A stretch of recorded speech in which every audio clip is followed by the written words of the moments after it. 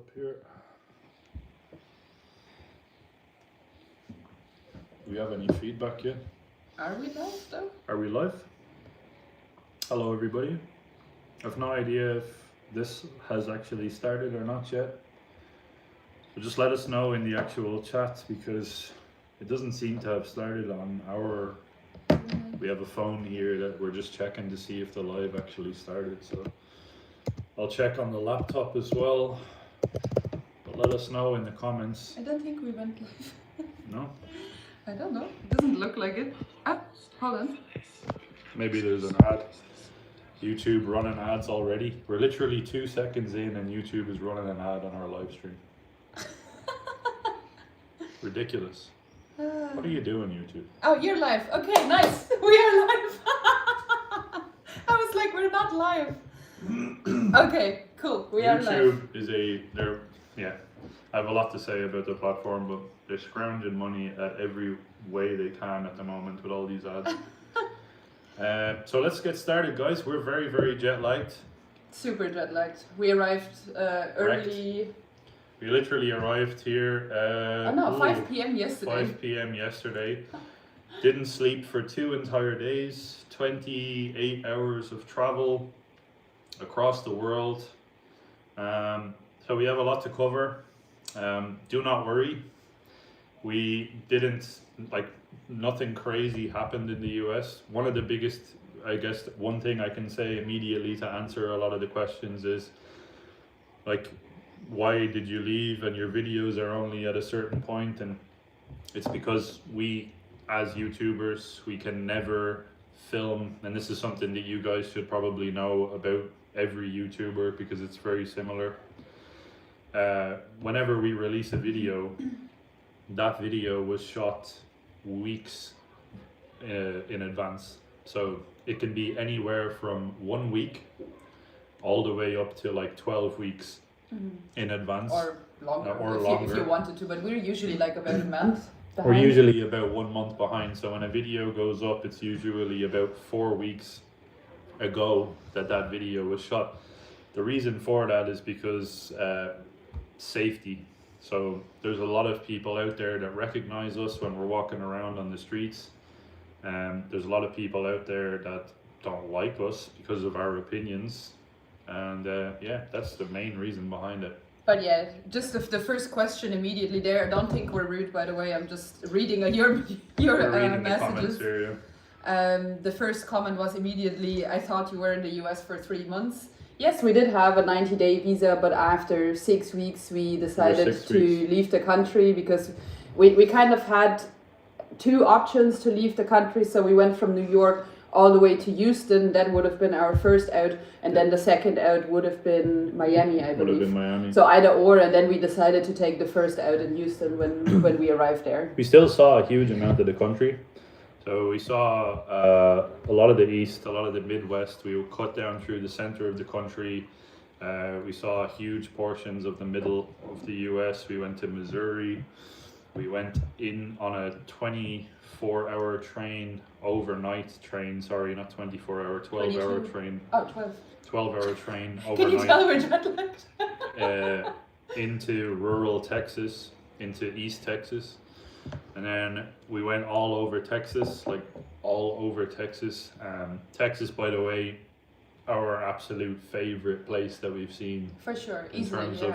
of the America in general. The Midwest is pretty cool. People are a lot friendlier in the Midwest and the South than they are out East. But I think you just have to be rougher to survive out in the East Coast of America. I really enjoyed Missouri as well. Missouri was a really cool place, but we have a lot of videos that are coming out. But if you'll notice that we actually did a poll on our channel, and I just kind of wanted to directly ask you guys, what is it that you prefer seeing from us? Because this is something that a lot of people don't really ever do. They never really get solid or take feedback well from people, and I put out a poll just to kind of be like, do you guys prefer the Europe stuff or the America stuff? And about 1,000 people actually voted on the poll, and it's 79-80% that said Europe, and about 21% said the US, and we can see that feedback as well. When we publish a video from Europe, immediately thousands of people are watching it, and immediately does very well, and a lot of the feedback is very sort of on the wavelength of, wow, this is what we need to see, this type of stuff. The America stuff, we put it out, and kind of the general feeling that we got straight away from when we put our videos out is that we already know that it's bad here. So yeah, we were trying to go at it with the approach of, let's show the places that are not being, you know, they're not being spoken about. A lot of the areas like Detroit, for example, our last video, we tried to show it in a light that it typically doesn't get covered in. That's why we went with the local and stuff like that. But the videos that we're noticing that are doing well, or at least that I'm noticing that are doing well in the US, is foreigners coming in from places like England, for example, and then going to the US and then just basically saying everything is perfect, going to bookies and being like, oh my god. And I mean, and that's great. That's great, but it's just not who we are. It's not honest. I mean, we used to make videos like that, obviously, a few years ago, where we would just be like, okay, everything is amazing all of the time, but that's just not real life. So we were kind of trying to show both sides of it. And we have lots and lots of videos from the US filmed now kind of in our pocket that are positive, but they're just balanced positive. It's not like this overwhelming feeling of, wow, everything is amazing.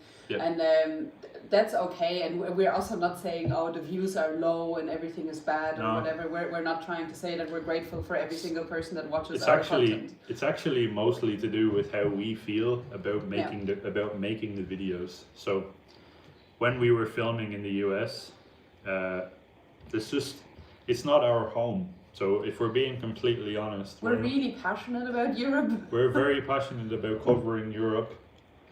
So much so to the point that there's been multiple videos where like I've had to cut out 75% of the videos because we're just saying, you know, we get really emotional, we start using bad language and stuff that we would never even put into the video, and it's because of just how, you know, driven we are to actually create that and show that content, because that's the reality of what's happening. And we see so few people that are actually honestly speaking about these things.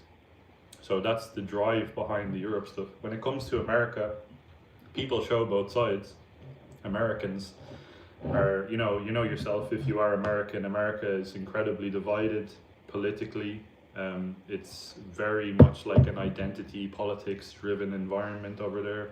People have their signs in their front garden, like in their yard, screaming like, I vote for this and you should vote for this, and Black Lives Matter, and the, you know, trans Pride Month flag everywhere. And so we don't do that in Europe. People are a lot more reserved, I guess. Private about what they share. But because of that, people don't talk about things. People just put things to the side. So in Europe, this is the reason why we're making these videos. Whereas I feel like in America, people are making enough noise about all of the craziness that's going on, and it's already, I suppose, negative enough. People are at each other's throats enough over there that people just know, they know what's going on. I think it's also a matter in Europe where people get prosecuted if they do say their opinion out loud. So a lot of people get negative repercussions from their jobs or from, you know, their environment, from people around them. And because of the life that we live, I feel like it's just, we don't really feel the same repercussions because we don't have a 9-to-5. So we are just a lot freer to voice our opinion and have the possibility to do so, I feel like. Yeah. Please ask us questions, by the way. Drop in as many questions as you want down below. We're going to start reading them out. Whole point of this is just to catch up with you guys. I hope all of you have been keeping well. It's coming into the springtime, into the summer here in Europe. The weather is incredible at the moment, so I'm feeling very positive about the next couple months here. Happy. Maria is actually asking if we ever would consider coming to Romania and making a series there. Well, we have been to Romania many times. Been there a few times. But we kind of always use it for ourselves. We've never filmed there. We always just enjoy the time off. We kind of use it as like a holiday, vacation-y type of country. We've only ever been to Bucharest, though. We need to go to the rural parts, and we will. We really want to make a series about Romania because, if I'm being honest, it's one of the most undiscovered places when it comes to Europe. It's up there with Albania and a lot of like Montenegro and a lot of these other places. I feel like Romania is very much, it's not talked about enough, and it has a negative reputation for no reason. Literally no reason. It's probably one of the safest countries out there, together with Poland and Albania and Hungary as of late, and maybe Slovakia and Slovenia. Bulgaria. All of Eastern Europe, really. Eastern Europe in general is where it's at. If you're looking at visiting Europe as an American or as anyone, and you want to come to Europe and you want to experience what Europe felt like in the early 2000s and the 90s maybe, but like on even more of a developed level, and it's incredibly safe, and it's your money goes a lot further. Eastern Europe, like anywhere east of Germany, basically, east of Italy, east of Germany. It's true.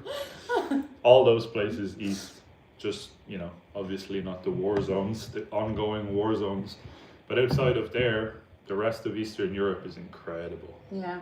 So what we're going to do for the next few months is we're just going to bounce a lot of Central, Northern and Western Europe, and then probably make our way slowly on the buses towards Eastern Europe and Southern Europe, and then cover a lot of stuff there. So Romania is for sure on the list. We want to show you guys a lot of stuff we haven't covered yet. So we're currently in a city, we're not going to say where it is, but we're in a city that is one of the most notorious places in Europe for crime, unfortunately. It is one of the most dangerous places in Europe, unfortunately. We currently have a beautiful view out our window of sunshine and birds singing and stuff like that, but the reputation here is pretty crazy, and I think you're going to see when we put this video out very soon that it's intense. It's very intense here. Hello to Poland, hello to Reno, hello to Massachusetts, hello to Pennsylvania, Boston, South Carolina, Florida, hello to Czechia. Czechia in the chat. Czech Republic, for those of you that don't know that it's Czechia. I didn't know it was Czechia until like this year either. Yeah, we've been calling it Czech Republic for a really long time. Hope you two are staying safe, and God bless you both. Are you planning any trips to Hungary? Yeah. Hungary. And what was your favorite in America? So, favorite in America, I think we already said that was Texas. I really, believe it or not, and this is going to come across absolutely crazy. Haven't we been to Hungary? We've been to Hungary before, but like that was 4 years ago, maybe 5 years ago. Yeah. Believe it or not, one of my favorite places in Texas, and you guys are probably gonna think it's crazy that I'm even saying this, Austin, Texas. Like, that's a cool place. Outside of the downtown in Austin, you have the green belt that runs through there. Austin, Texas is pretty cool. You have a blend of all Americans from all over the world, and it's being overrun now, and the traffic is insane. But Austin is a very cool place. You've got comedy, you've got live music, you have great food, and it didn't feel sketchy at all. So I thought it was a really cool city. Austin is a great place, yeah, but it was also the only place in Texas though where I thought, if I leave my bag unattended, it is going to get stolen. So I think there's two sides of it. Yeah, I think there's a homeless issue in Austin. We saw that. We went to 6th Street and we ended up having some real fun conversations. One guy said that he was, I don't know if he was attacked like 7 times in the last few hours or whatever. And he didn't have any legs, and there was a lot going on. This is the most random thing to say. He didn't have any legs. But some real, like, genuinely interesting people. Don't you guys have a new president in Hungary, by the way? How is that playing out for you? Yeah, Magyar is the new president. We're kind of reading mixed things. Some people are saying he's really based, and others are saying because Orban is gone that it's like With Orban, really difficult. the fact that Orban is gone now, I'm very curious about the future of Hungary because, yeah, it's one of the very few countries left in Europe that has its own legs left.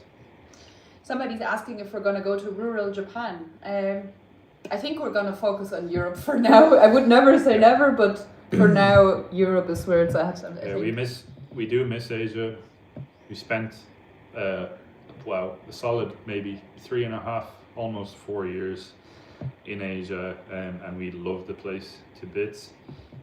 We haven't been properly at all to Japan. Unfortunately, it's one of the most sort of highest rated countries. Some people say it's overrated, some people say it's still underrated.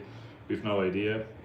To us, it feels a little bit too overdone when it comes to YouTube. If we were to go there, we would definitely like to show the different side of Japan. Wow, someone just supported us there on our Ko-Fi. Alan, thank you very much, Alan. Absolutely. You are the most consistent supporter of ours. One of our most consistent supporters. We're so grateful. Whoa, Frugal Wanderer. Hello, Sean. I was surprised that you skipped Songkran this year. Yeah, we were surprised that we skipped Songkran as well. How is Cambodia? Well, are you still in Cambodia? This is our friend of ours, Sean.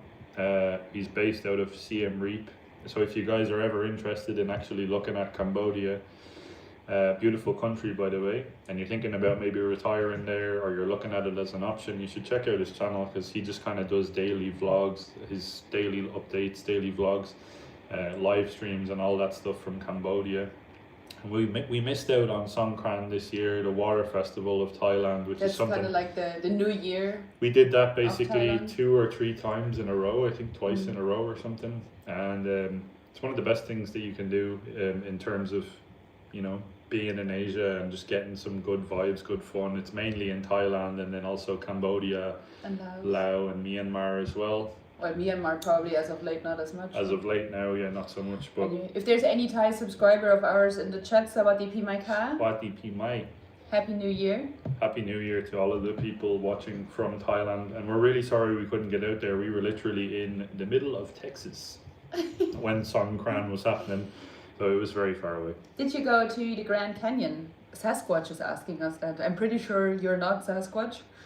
If you are, let us know where you are. Let us know so we can come and interview you. That would be a pretty big video. We didn't make it to the Grand Canyon. We didn't make it out west, which the west was kind of the most suggested place to us, west and south. West for natural beauty, south because of the people and the food. But yeah, we're definitely going to swing back around at some point to the US. It's just for now we want to focus on Europe because this is our main... This is our home. It's our passion. It's where we're both from. It's where we have, our roots, and this is just what matters most to us, I think. Diane is saying, I'd like for you both to experience the goodness of most Americans. We are very welcoming. That's accurate. And especially sort of from... I feel like from the Midwest South, like anything Missouri South, it was on another level in terms of hospitality. And I guess that's what you guys are really, really popular for, famous for, is the sort of the Southern hospitality, right? We were chatting for people. We chatted with people, I think, for a good 2.5 hours in a diner. I literally I got a chicken fried steak in the middle of nowhere in Texas. Chicken fried steak. What, by the way? Which, by the way, what even is that? But it tasted incredible. The one bite that I managed to have of it, I got the food, sat down in front of me, and as soon as people in the restaurant heard us speaking, and they knew immediately that we weren't from there, it's very obvious. We had 5 people at our table, and for a good 2 hours we were just chatting away, and I completely forgot that the food even existed. So I had to package it up, bring it with us, and microwave it at a later stage. That's just how welcoming the people have been over there. Unbelievable. Yeah, next level people actually. In terms of the South, it doesn't get much more real than that. I feel like the American hospitality is next level over there. Somebody is saying go pack go. Pack go. I don't know if you guys can see that, but we did go. We did go to Milwaukee for the day. We went to Wisconsin. We hit up Milwaukee and Kenosha, and unfortunately we didn't have a lot of time to see much else. But shout out to Michael who showed us around there. It's Wisconsin. I think in terms of the north, like up, around Canada and all of that area, I feel like Wisconsin and Michigan, those two states, they have incredibly friendly people as well up there. Very, very cold though. Some real people, and because of the weather, Wisconsin is known, similar to Ireland, it's known for people that like to drink. So they have like these t-shirts everywhere that say drink Wisconsinably, which is like, I think it's really cool. Let's see, Luke. Hollow Point Oma. Did you get to see your family? I got to see my uncle in Texas, which was really cool. Shout out Uncle Frank down in Dallas. So I got to meet him for the second time actually. And then my other family I missed out on, unfortunately, just because of how massive the US is. Like, it's ridiculous. We didn't realize how large of a country that actually was until we arrived there and tried to move around it, tried to navigate it. It's also a country that is difficult to navigate if you don't rent a car. And we could have rented a car, but I was kind of like, I didn't want to go into that risk of having an insurance claim or something like that in the US. Because I feel like if something bad happens in the US, there's like so much money involved. That's why I was like, okay, let's just take the Amtrak or maybe just relax on a Greyhound or something like that. So we did the whole trip, just public transport. And then we met up with a lot of people along the way who had a car and showed us around. Obviously they wanted to show us around. And I think we already published the first one with Will in Detroit. Yeah. Thank you, Will, and thank you to everybody who met up with us. There's a good few people that met up with us. So Detroit, the next video that we actually have coming up in terms of the America series is probably the most controversial place in America, or it has been for a while now. Should I just say where it is? Should I say where the next video is from? Sure. Yeah, it's Dearborn, Michigan. So it's a place where we ended up visiting. We went to Dearborn and we went to Hamtramck, if that's how you pronounce it. Still have no idea how to pronounce that. Hamtramck is the first, or was the first, Muslim majority city in America. They, believe it or not, we went there, tongue twister. We went there and we heard the call to prayer being blasted out. Pretty crazy. It genuinely felt like we arrived into Baghdad, but we were in America. And then Dearborn is another place that we're covering both in the same video. So Dearborn also is another place, very spread out. Dearborn, it's a lot bigger than Hamtramck is, so it was hard to actually get around there. But I believe Hamtramck was the Muslim majority Muslim majority city since 2004, and then Dearborn, I believe, since 2013 or something like that. And it's like full on Muslim, like where the mayors are, the city council is, everything like that. It's all like very un-American, let's say it like that. The shop storefronts were majority Arabic, like very, very little in terms of English. Very little in terms of English being spoken as well. And it felt weird for us being there, being from Europe. Like, we were walking around, like, just trying to get a vibe for the place, see what was going on. And it was kind of just weird being there. It didn't feel like it was an American city whatsoever. So yeah, it's going to be an interesting video, and I think that you guys will probably enjoy it. But it was very shock, like full on, like in your face when we arrived, because we came from Detroit just on a public bus from Detroit out there, and we just got off and we were just like, what the hell is going on here? Like, this is next level. Like it's even further advanced in terms of all of it than a lot of Europe is. which is crazy to say. Maru Lucas is asking, how difficult is it to find bad stuff if you don't directly go to the poor areas?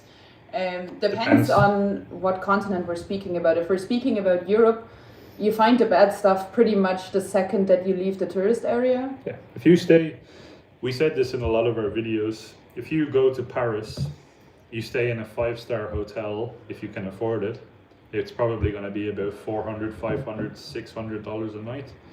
If you can afford to stay in a 5-star hotel in the center of Paris, in like the first or second arrondissement, which is the area that it's called there, and you can stay in the tourist areas, eat only tourist cafe stuff or tourist restaurants, you're going to be spending, you know, hundreds every meal.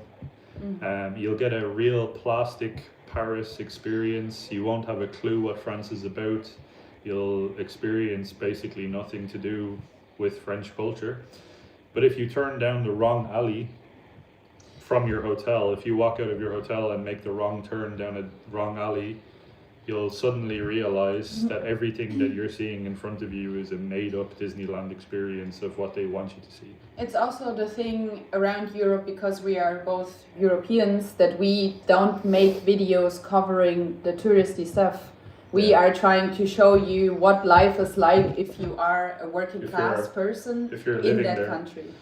So if you are upper class, obviously you're not going to have the same experiences either. But if you are anything on the level that we are or our families are, then you will have to deal with these types of things, and that's why we are making these types of videos. Plus there's so many travel videos out there of places like New York and Paris and London and all of these cities that are just, to be completely honest, and this is my honest opinion, garbage. It's just complete fake nonsense where they're just like, oh my god, look at the Eiffel Tower, and then they have a slow motion shot of a woman in a bikini holding a latte, and she's like, we made it to Paris, welcome back to the channel.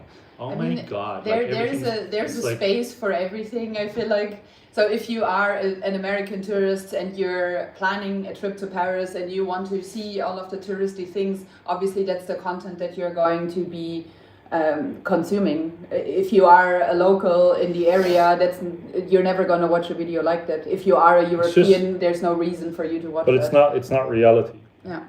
What I wanted to say, if you look at the American continent, North America, I feel like with the cities, it's very divided. It's either a good city or a bad city. Like if you go to Detroit, for example, or if you go to Philadelphia, you can see the entire city, other than maybe one or two streets in the center. Yeah.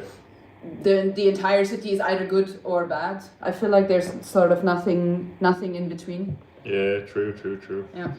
It depends how big the city is as well. New York City was one that really sort of surprised us. There's parts of New York, particularly in Manhattan, that are beautiful.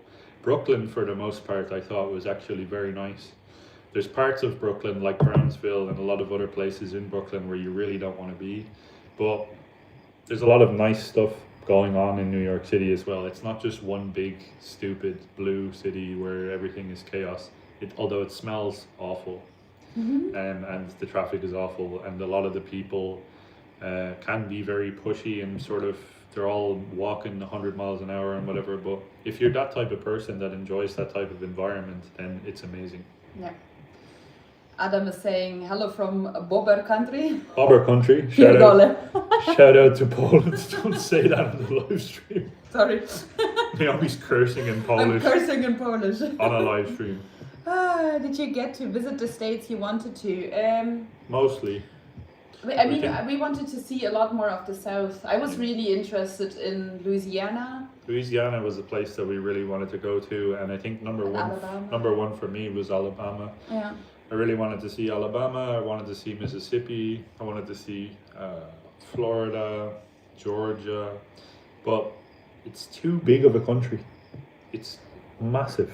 It's crazy big. Like traveling around Europe, you can get from A to B real fast because, you know, there's trains that are pretty fast, and they're, you know, it's more of an organized transport experience. Whereas the Amtrak, and if you don't have a car, you don't rent a car or whatever, it can be a very lengthy experience just getting from one city to the next state or whatever.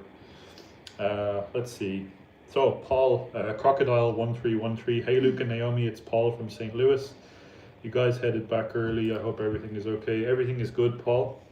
Thank you so much for showing us St. Louis. Paul showed us around St. Louis, Missouri, which by the way has one of the worst reputations in terms of America, similar to Detroit, similar to Memphis, Chicago. A lot of these types of cities have this horrendous reputation, and I think a lot of it is very true. We drove through the north side of St. Louis, and he gave us a proper in-depth tour of the good and the bad of St. Louis. So that's going to be an interesting video. So definitely one to keep your eyes out for when it does come out, because that is an eye-opening experience. But there's two sides to St. Louis, and the people of Missouri, the state of Missouri, incredible, really amazing people. Some parts of St. Louis, believe it or not, look worse than Detroit. Yeah, it actually looks a hell of a lot worse than Detroit does. A few years ago, a tornado went through it, and then nobody picked up the trash. I don't know what happened there. Riddled with poverty in the north. Some parts, not the entire But most place. of the north is riddled with poverty. It has huge gun crime. It has massive amounts of squatters and derelict buildings. And then a tornado came through. So I don't think that it was bad on every level, but this legitimately, to my eyes, when we were driving through, looked like a scene from Mad Max, the movie, if you've watched that, or rural Afghanistan or something like that. Yeah, but generally St. Louis I thought was really nice. Outside of the north side of St. Louis is a very cool city. If you can avoid the north side entirely. You can tell that the city in general is just struggling, I guess. But I feel like that's the situation for a lot of American cities. Yep. And instead of dealing with the problems themselves, I feel like people just move away. Move to the suburbs. To either the suburbs or to the countryside. The south of America or something like that. It just seems like the problems aren't addressed, because I think people just feel like it's a difficult situation, and it is.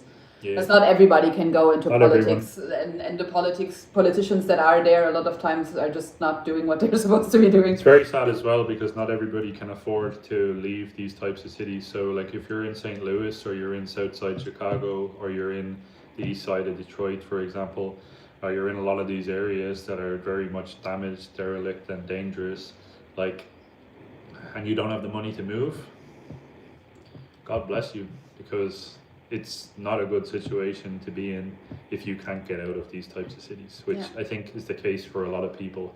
And that's why we cover these types of things. People always say to us, why are you covering the negatives?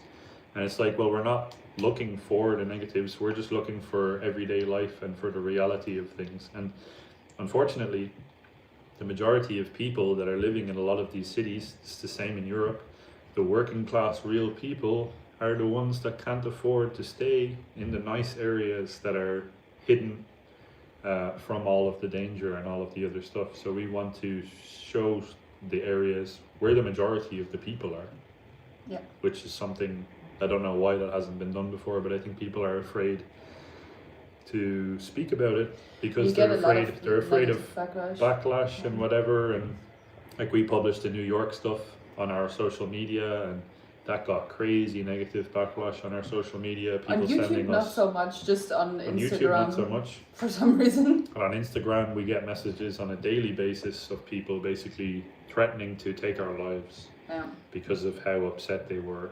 So that's probably why people don't talk about these types of things. Let's read the comments more. Where are you at the moment? We're in Europe. We can't actually say where we are. For obvious reasons, because of just what I just literally spoke about. But we're in Europe, and we have a lot of videos. We can say the south of Europe. It's warm, as you can tell. It's warm. Yeah. Hello from Illinois. Are you going to Budapest, Hungary? I'm very interested in visiting Hungary. Budapest is on the list. We've been there before. I think we made a video about. Sorry. I believe we made a video about 4 years ago about Budapest, if you would like to check that out, but I'm sure we're going to come through again this year, for sure. Yeah, Budapest is on the list. It's one of those places where people, it's said that there's no issues, but you never know.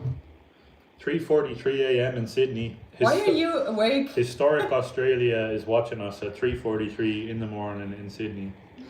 Well done. Go to bed. Go to sleep. That's absolutely crazy. And by the way, shout out to you. She's always leaving comments on a lot of our videos. Thank you very much for the support.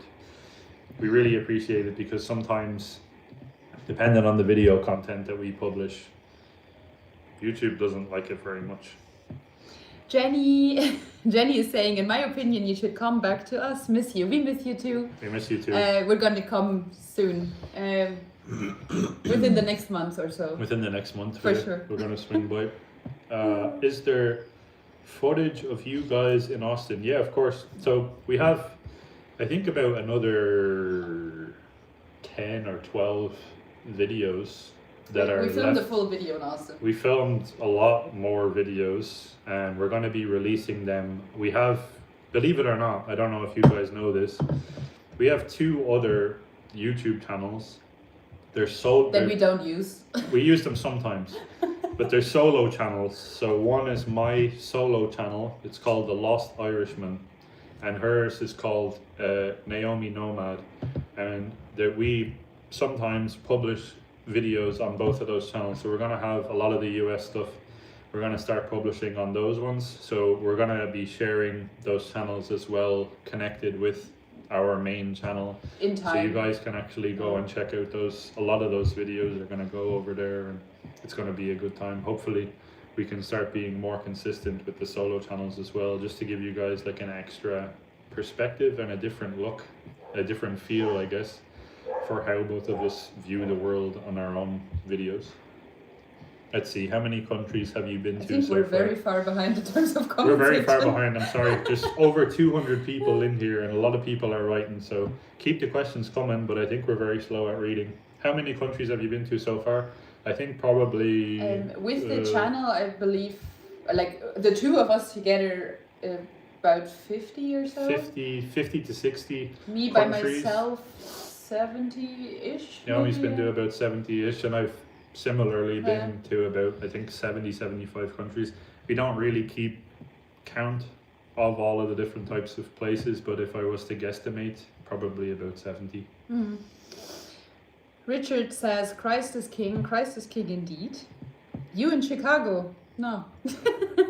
We're not in Chicago. We did make a video in Chicago though. We made a video in Chicago. We went into the south side of Chicago as well, which is interesting. We immediately had someone tell us, what are you doing here? You're white, you shouldn't be here. Yeah. Leave, basically. So we went to Louis Armstrong's house and Nat King Cole's house. Nat King Cole's in case house. Those are any names to use. We went there on foot, just kind of looking. We walked around Bronzeville in the south side of Chicago and a couple other places around the south side, and we also got a tour from some subscribers of ours around the downtown of Chicago. Chicago is a very cool city, very interesting place, lots of friendly people there. It's a lot cleaner than New York is. It feels, outside of the south side, it feels a lot safer than Philadelphia and New York and a lot of other cities. So I actually kind of like Chicago. I like Chicago too. So cut your trip in half because the things you were seeing did not fit the theme? No. It's obvious that you haven't been listening to us if you think that's why we cut it in half. As far as things people don't usually see and we show everything. No, the main reason we cut it in half is mostly, like I said, it's because Europe is our purpose behind this channel now. For a long time we were wandering around, traveling everywhere, going all over Asia, all over the world, trying to find a purpose, basically trying to discover things and make... We were really running away from Europe. We were basically running away from Europe. And now we're like, we went to America and it felt like we were doing the same thing. It just fortified the purpose of that we need to be in Europe. America is not where we're from. We're not born there. We weren't raised there.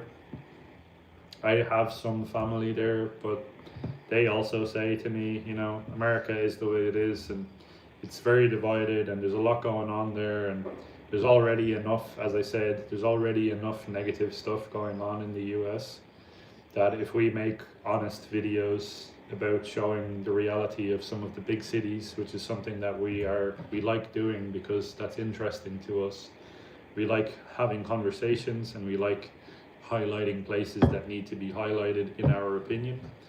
But there's enough negative stuff already happening, and people are already, I think, angry enough with everything that's been happening.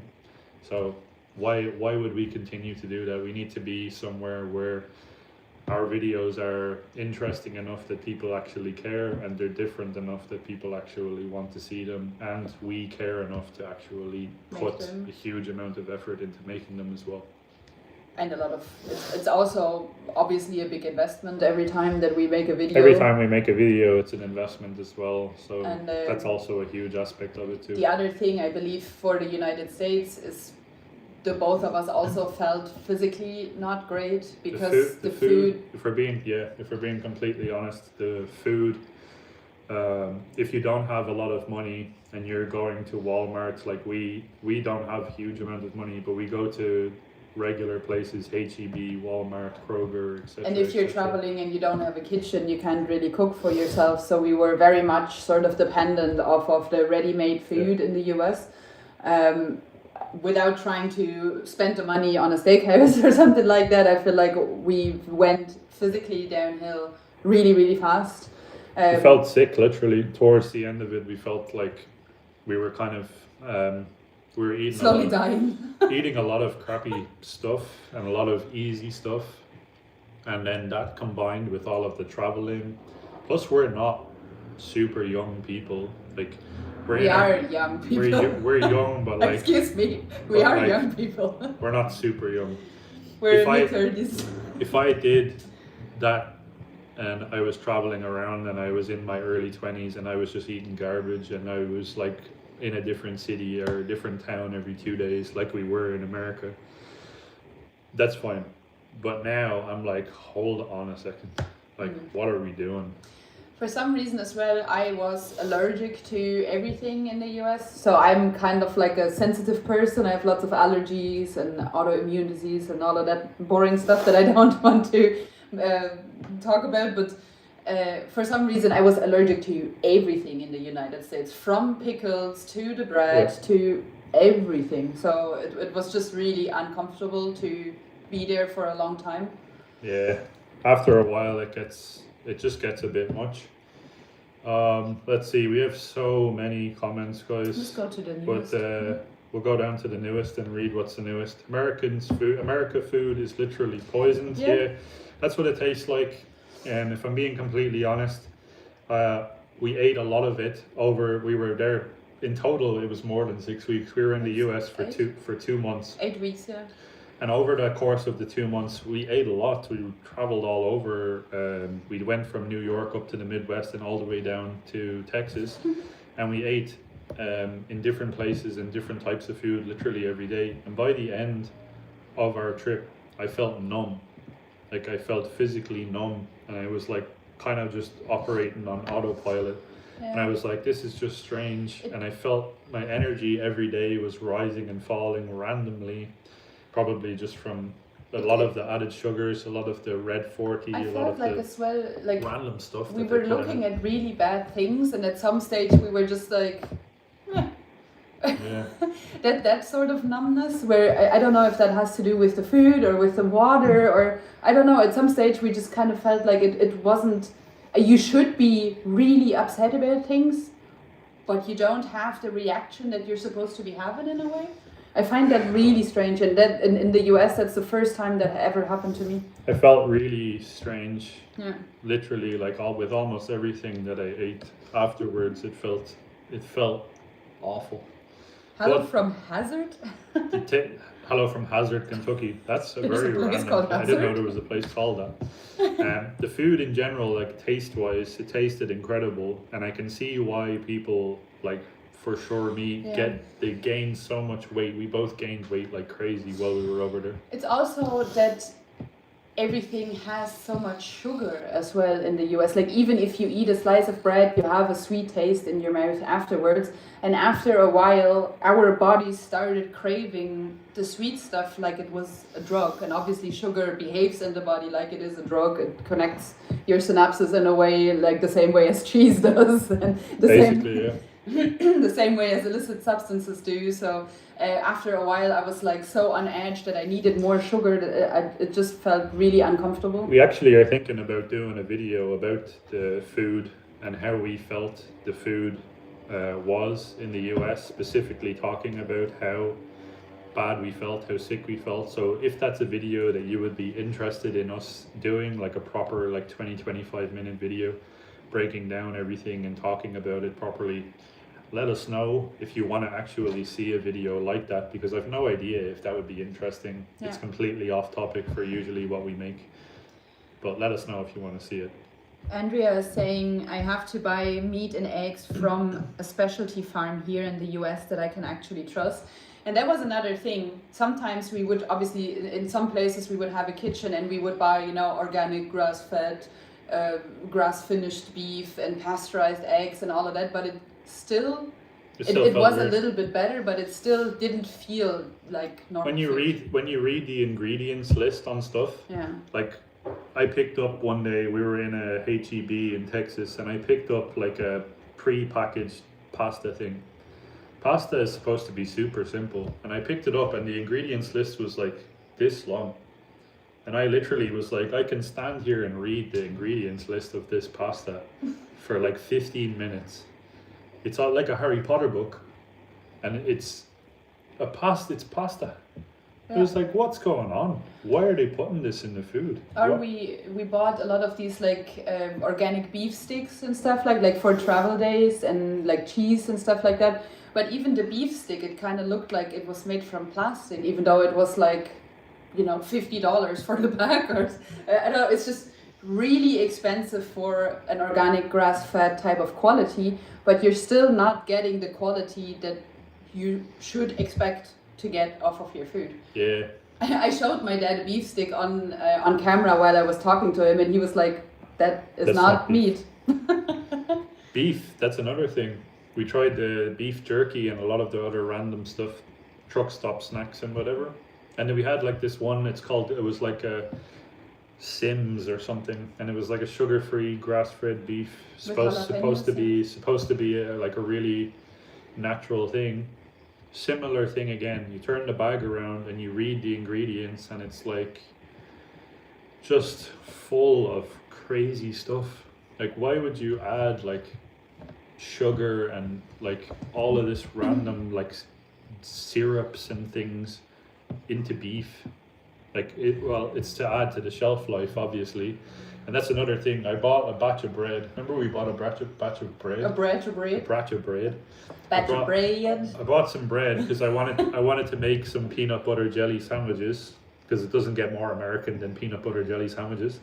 And I was like, I'm going to make these. I had that same loaf of bread. It didn't go off for, I think, 2 weeks. Bread is supposed to mold after like a day. Well, maybe 2 or 3 days. Maybe 3 days. Give it 3 days, then it should not be consumable if it's anymore. Open. The package was literally like, some of it was open. It was there for 14 days. That's not bread. Like after I realized, I was like, oh, it hasn't molded. I was like, this is literally plastic. I didn't eat it. I looked at it and I was like, no. These forever chemicals, and I'm sure the bread is still living in Luke's body as we speak right now. It did not leave his body. Biohacker 5815 says they even add sugar to ham. Yeah, we saw that. Everything is. Also, it's gonna sound like we're just complaining non-stop here, but everything is sweet. Why is cheese is sweet? Ham is sweet. I bought a package of chorizo, like Spanish sausage. Take a bite, tastes like a meat. Cinnamon toast bacon. Cinnamon toast flavored bacon. Why? Maple bacon. Maple syrup bacon. I don't know, you guys. It's bacon flavored maple syrup. There is obviously a market for this. People are buying it and people are enjoying it, I'm sure. But I think the choices just need to be a little more considerate, I guess, and the availability of good food should be there as well, and not at the cost of an arm. Walmart is wild. Like, the fact that even exists is insane. Like, we went into 2 or 3 of them, and it's just crazy. Like, it's a warehouse the size of a European city, basically. It's like walking into the Vatican. I get a panic attack just looking at it. It's like walking into the Vatican. If the Vatican had a roof and it was full of high fructose corn syrup, that's Walmart. Minus the Pope and the really beautiful churches. That was a bad analogy. Somebody is saying that the same thing is happening in Europe with bread. Yeah, same thing is starting to happen. The difference, though, as of right now, is if you want to get a sourdough bread that is made with very little ingredients, it's still there and it's affordable. Like, you can buy a nice sourdough bread for $2 or something like that. If you go to the US, I was looking for like artisanal sourdough breads. They're like $10 in the normal supermarket for a normal bread. I don't think that should be the case. It's not normal. Right, but I'm doing the Trump hands this entire time, playing the accordion. Quite frankly, the bread, it's not rotting. The bread is staying there forever. Oh, thank you for joining, Susan. Welcome to being a backpacker. Susan. Joyson. Thanks for joining the channel. Thank you for joining. What a beautiful opportunity. Trump and family, American poor. Okay. Trump and family. I saw that some people from India and Tamil Nadu are in the chat. I believe that was. Wow, people from Tamil Nadu. The households in India have more gold than the combined reserves of the world's. That's crazy. They're trying to make the point that India is on the rise and the US is on the fall, basically. But this is something that we always get involved in, and it's something that we're not about, comparing countries back and forth, because it feels like there's this rivalry for some reason. It's created by corrupt elitist politicians, where America is rivaling everyone, and people are trying to show that America is collapsing. And it's also the case all of the time where people in our comment section and in daily life, they're just trying to make these tribes, and you have to pick a side. You have to be tribalistic, Gaza or Israel. You have to be Iran or the US, whatever it might be. It's like, you guys, you need to stop living in this tribal mindset and just try and have a conversation with each other. Like, we're not getting anywhere this way. Life is way too short for all of that stuff. Where you're like, I'm team this. And it's like, and I don't speak to people that are on the other side. And it's like, that's kind of what people like Charlie Kirk, unfortunately. He's no longer with us. Charlie Kirk stood for having conversations with people that you disagree with people that are on the other side of the spectrum, people that might hate you, people that might disagree with you, even in Charlie's case, people that wanted to kill him. And he would sit there and chat with them. So the whole tribalistic thing, it's also a waste of time. I think people also need to understand that it's not either or. You can always tick a third box and say other. A lot of people ask us, oh, what side are you on with this, or what side are you on with that? And we are usually on neither side, because both sides are usually not good. Both sides usually are wrong on everything. Tick a third box and say Christianity or something. If it has to do with politics, like political stuff, especially here in Europe, if it has to do with politics, every option is the wrong option. It's corruption, it's money grabbing, they're sowing divide in the population. There's only one answer, and that is Christ. Someone says, bring Christ back into our country. Gigi joined our channel. Oh, and someone else just joined. Well, thank you so much for joining the membership. We really, really appreciate when people join the channel or anything else like that. You don't have to do it. There's not any real benefit to joining it. We don't have private videos like where you have to pay for extra videos. I don't know if it's beneficial where you're like hiding content and people have to pay for it and whatever. Yeah. Yeah. Rose, sadly, even buying organic isn't always trustworthy. Yeah, we went to supermarkets like Sprouts. Target. But Target's not organic. Yeah, but they have organic stuff in there. Also, I just wanted to say Target. We went to Sprouts and we went to a couple of the other organic markets places that are supposed to be like fancy and whatever, and they still had lots of garbage stuff. So She can't go to heaven with all those tattoos, and then they deleted the message. Yes, I can. they keep messaging and deleting. What are you doing? Also, Maybe you should read the Bible. you the should New actually Testament. read. Here, You should he actually. went again. Hide And also, it's as you- only me. It's not Luke. If you, I'm covered in tattoos. The Bible, if you actually read it, That was reversed doesn't in the New Testament. talk about that. So don't preach something that you don't know. As believers, did you notice the spiritual warfare more open here in the US? Jesus is king, he is. Hope you all come back and see a state or two, some state and the national parks. Thank you. We went to a national park as well in Missouri. Yeah. Absolutely gorgeous nature. Beautiful. Spiritual warfare is In the 100% US. huge. It's huge in the US. You always There's- feel like you have this crazy thing just sitting in the back of your head or sitting in your neck, like at all times. I don't know what it is. It's like this crazy negativity. The darkest place for me, I think, that I found was Philadelphia. Yeah. A lot of Philadelphia was really heavy, very, very much on dark feeling. It just feels like everything is designed in a way, like the buildings, a lot of them, the buildings in the cities are designed to just be uninspiring.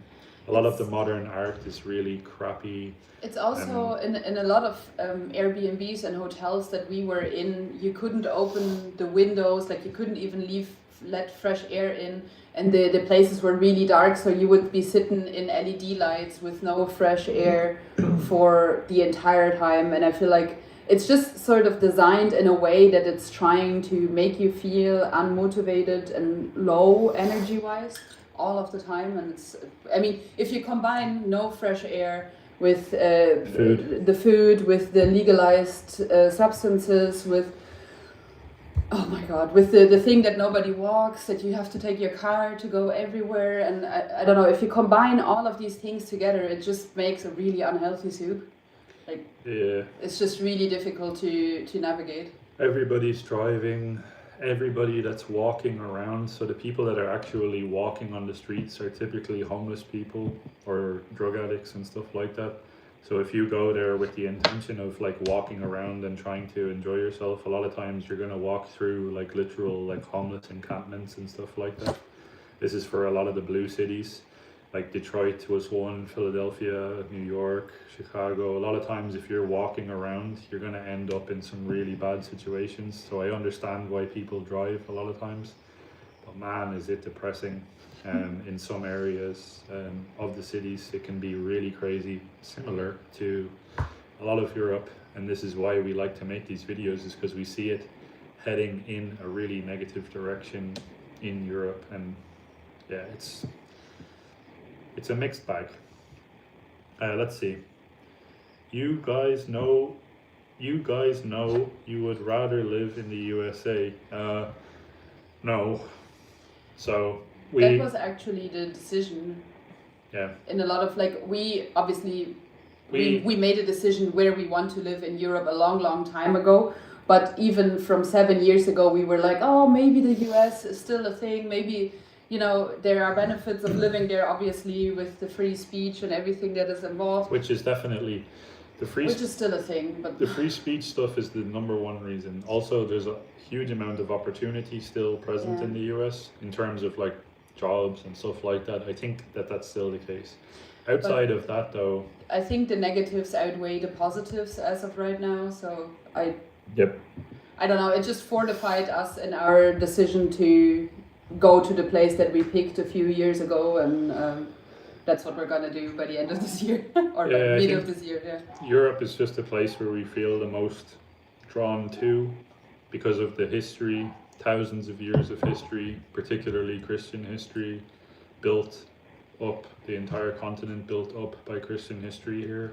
You have 1,000-year-old churches, and the architecture, the food, everything just draws us in more. I feel like at the moment, anyways. We did want to move to the US a few years ago, and now that we've seen it and experienced it and spoken to hundreds of people, and a lot of them have told us like don't even bother because they just have they have issues of their own, and we have issues of our own, and to be honest, we want to just stand up for the issues that exist in our own countries. Don't think that we are trying to say one is better than the other or this is better than the other. Each place has their own issues, and we just prefer these issues over the other issues, I guess.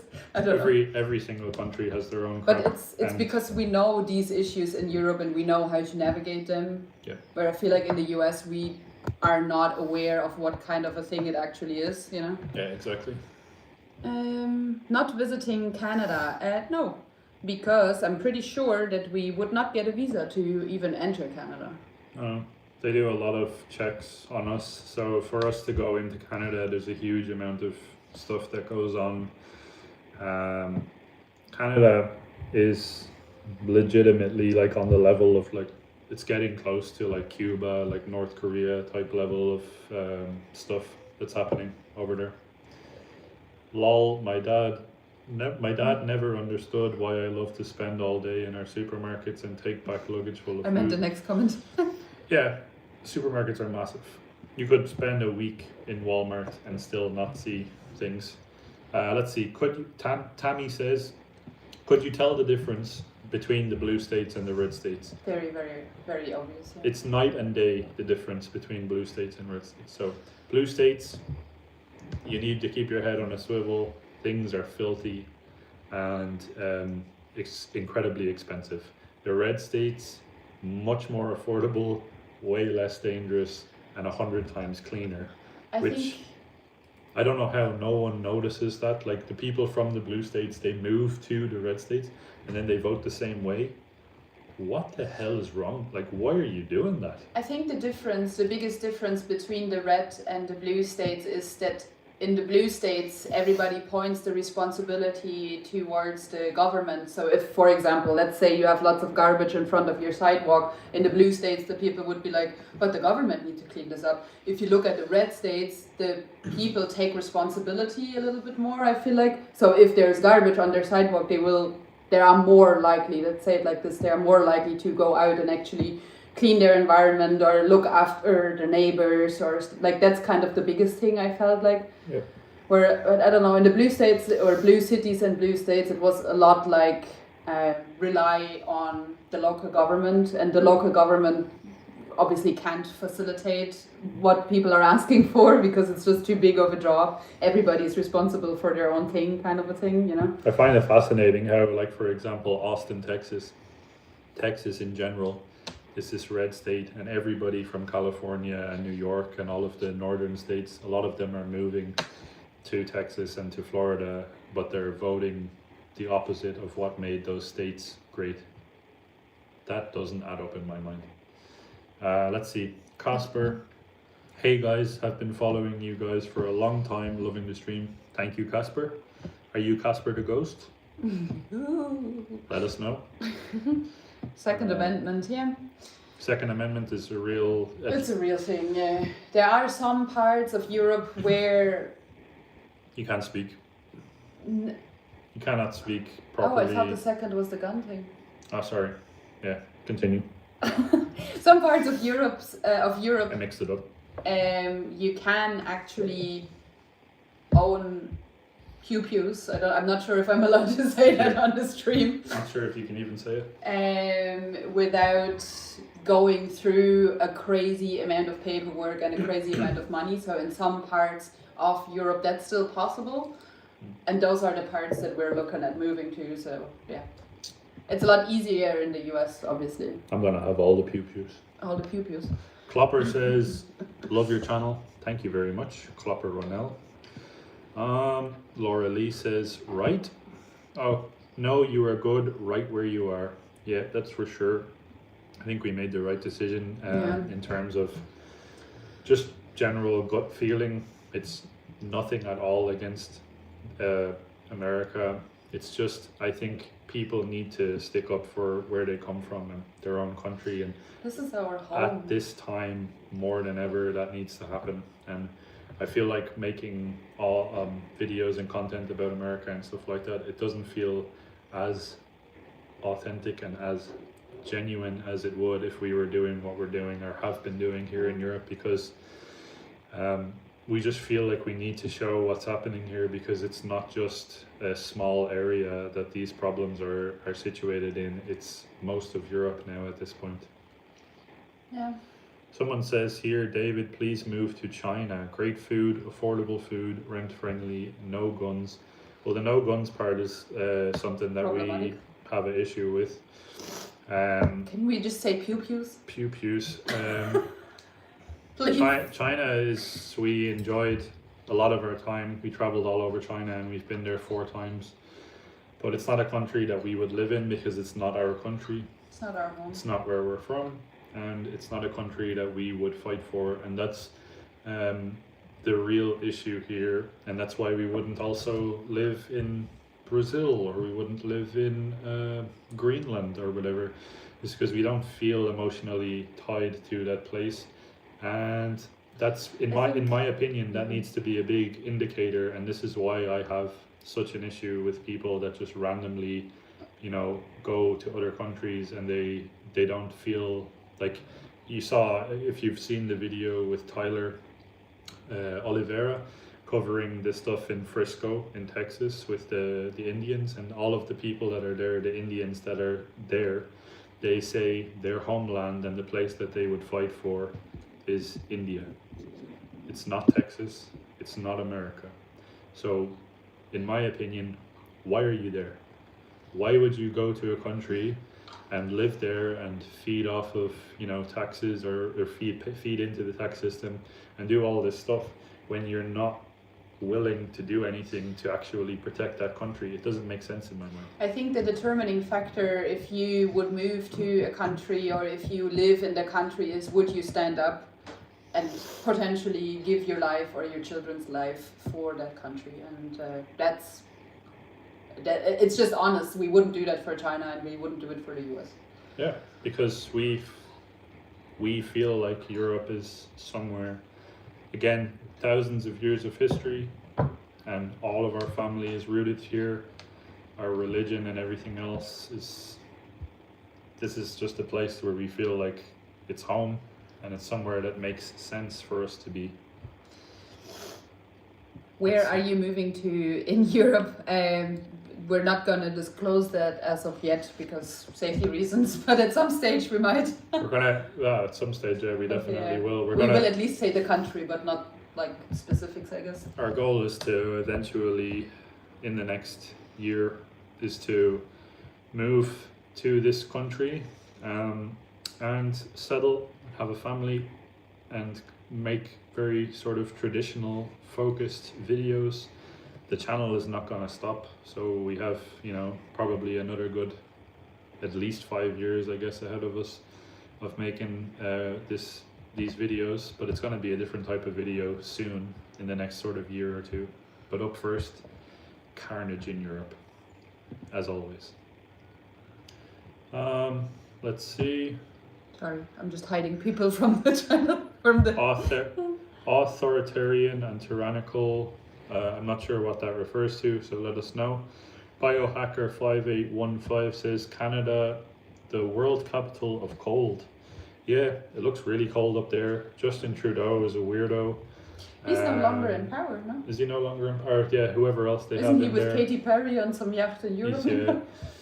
Whatever other guy they have in there, it literally just, it's awful. People getting arrested for using free speech. Like, you can't do anything. You can't make a social media post. It's similar to the UK. It's just a lost cause. Alberta and a lot of the other states, but Alberta in particularly, they need to break off and move away from Canada, because the way that country is going, based on a lot of our friends and a lot of the people that speak about it, it's really, really bad. Let's see. Just started watching at the beginning. Thanks. Sorry. Thanks for being very interesting and engaging channel. Thank you, Neil Barrett. Thank you really for being appreciate here. Thank you to everybody, by the way, that is here. Thank you to everybody that's watching. We're very grateful. 280 people here. Can't believe that. It's, and we've been live for an hour. It's 8 p.m. where we are, 8:30 p.m. We've been live for an hour, so we're really appreciate every single one of you guys that are here with us. Let's see. We'll just pick kind of random comments here.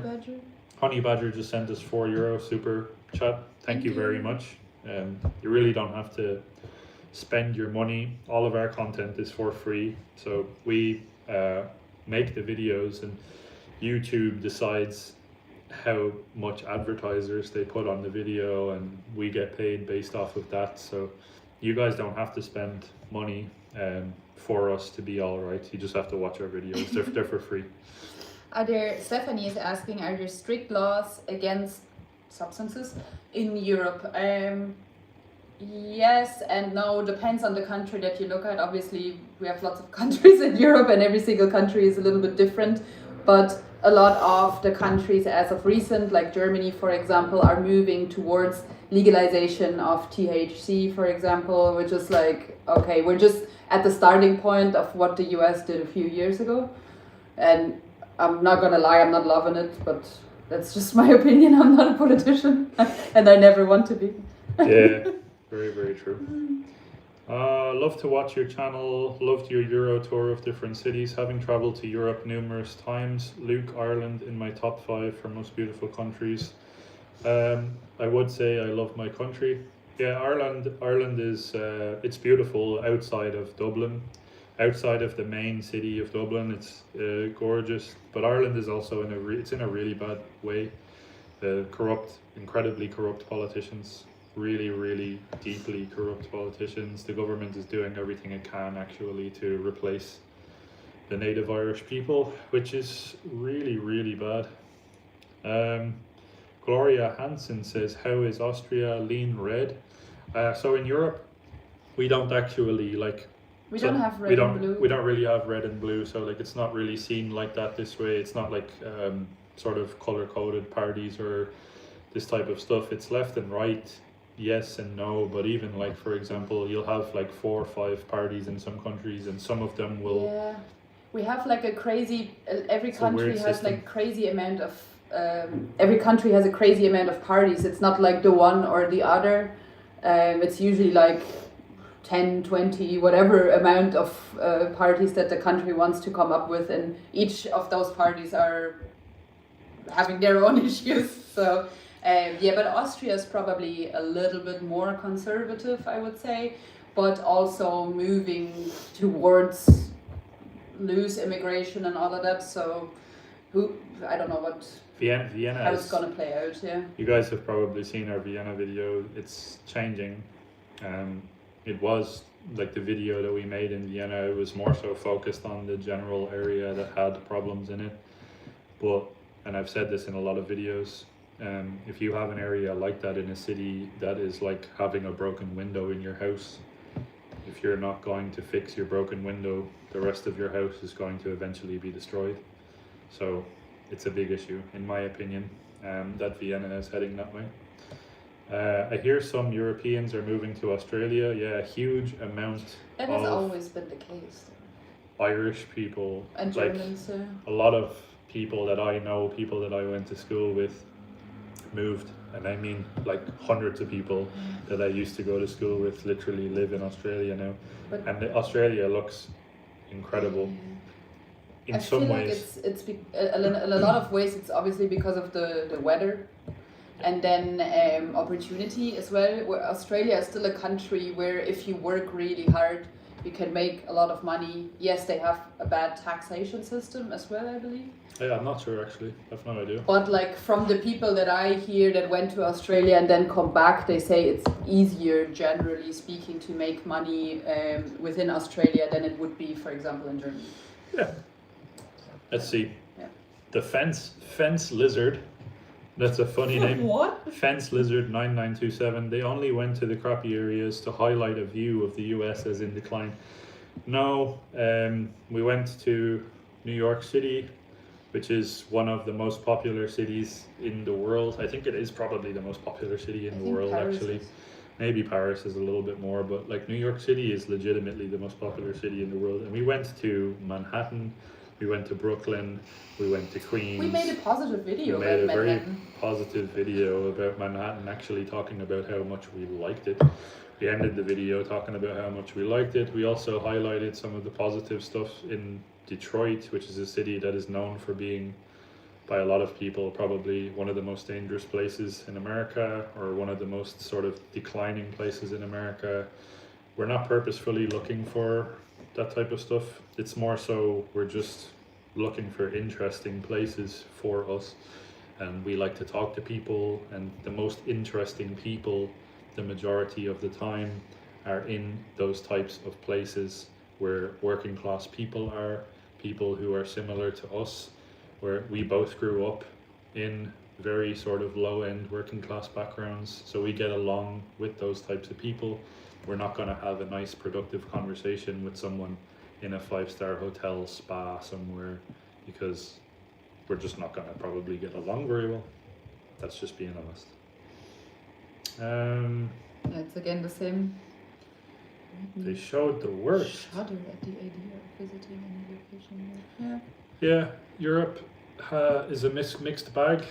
Like, in terms of our Europe videos, we are trying to show, well, not trying to, we don't even really need to try to. A lot of the cities at the moment are just in total chaos in terms of what's happening. We don't need to try, but the crime is through the roof. The poverty in a lot of these places are through the roof. Homelessness is through the roof in Ireland, particularly in Dublin. So it's not really actually trying to show it. It's more just, hey, look, this is the reality, because the majority of people out there seem to have these like rose tinted glasses put on when it comes to European cities. They just see the tourist centers that are advertised on tourism brochures, when the reality of it is very different. I mean, let's see. but I guess that's just really the situation everywhere, though. It is a situation I mean, everywhere. It's just a reality of like, you can either choose to focus on one or the other. And for us in Europe and in a lot of the other places we're going to, we like to focus on things that are more, it's not necessarily negative. It's more just, we want to show you guys a story. We want to paint a picture.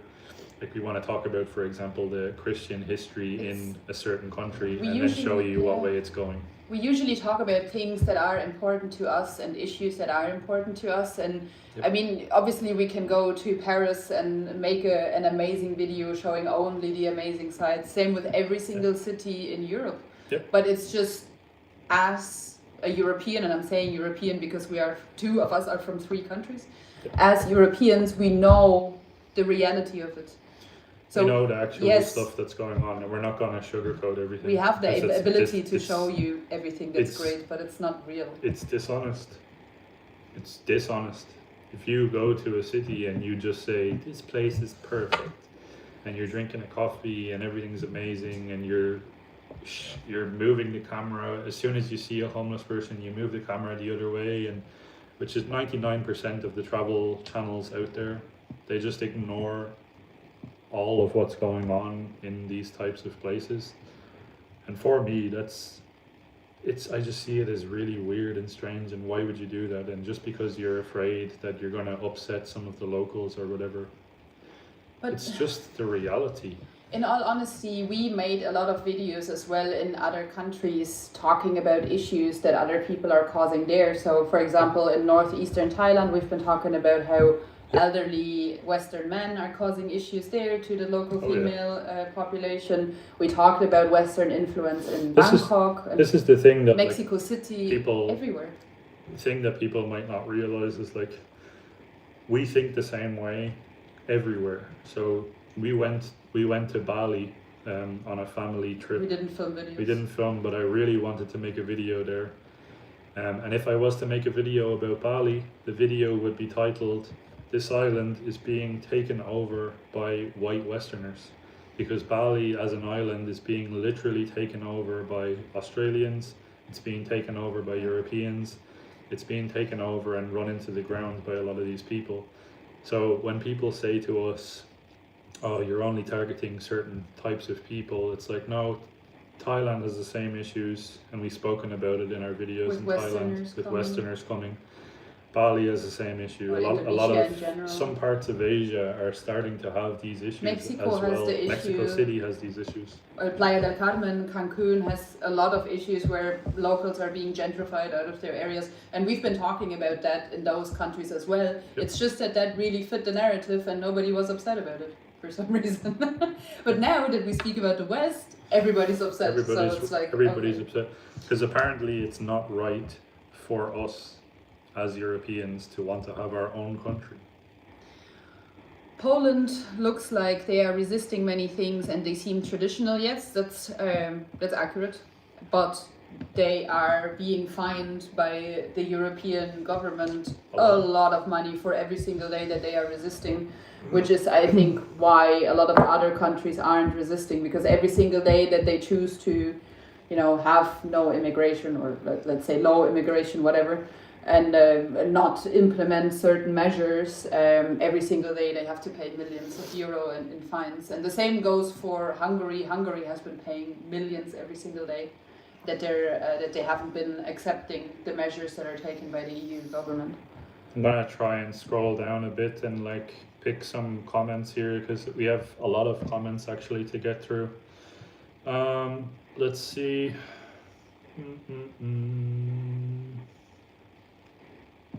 Wow, we have so many. This is crazy. Marlena, aka Martz. Oh my god, hi guys. Hello, Marlena.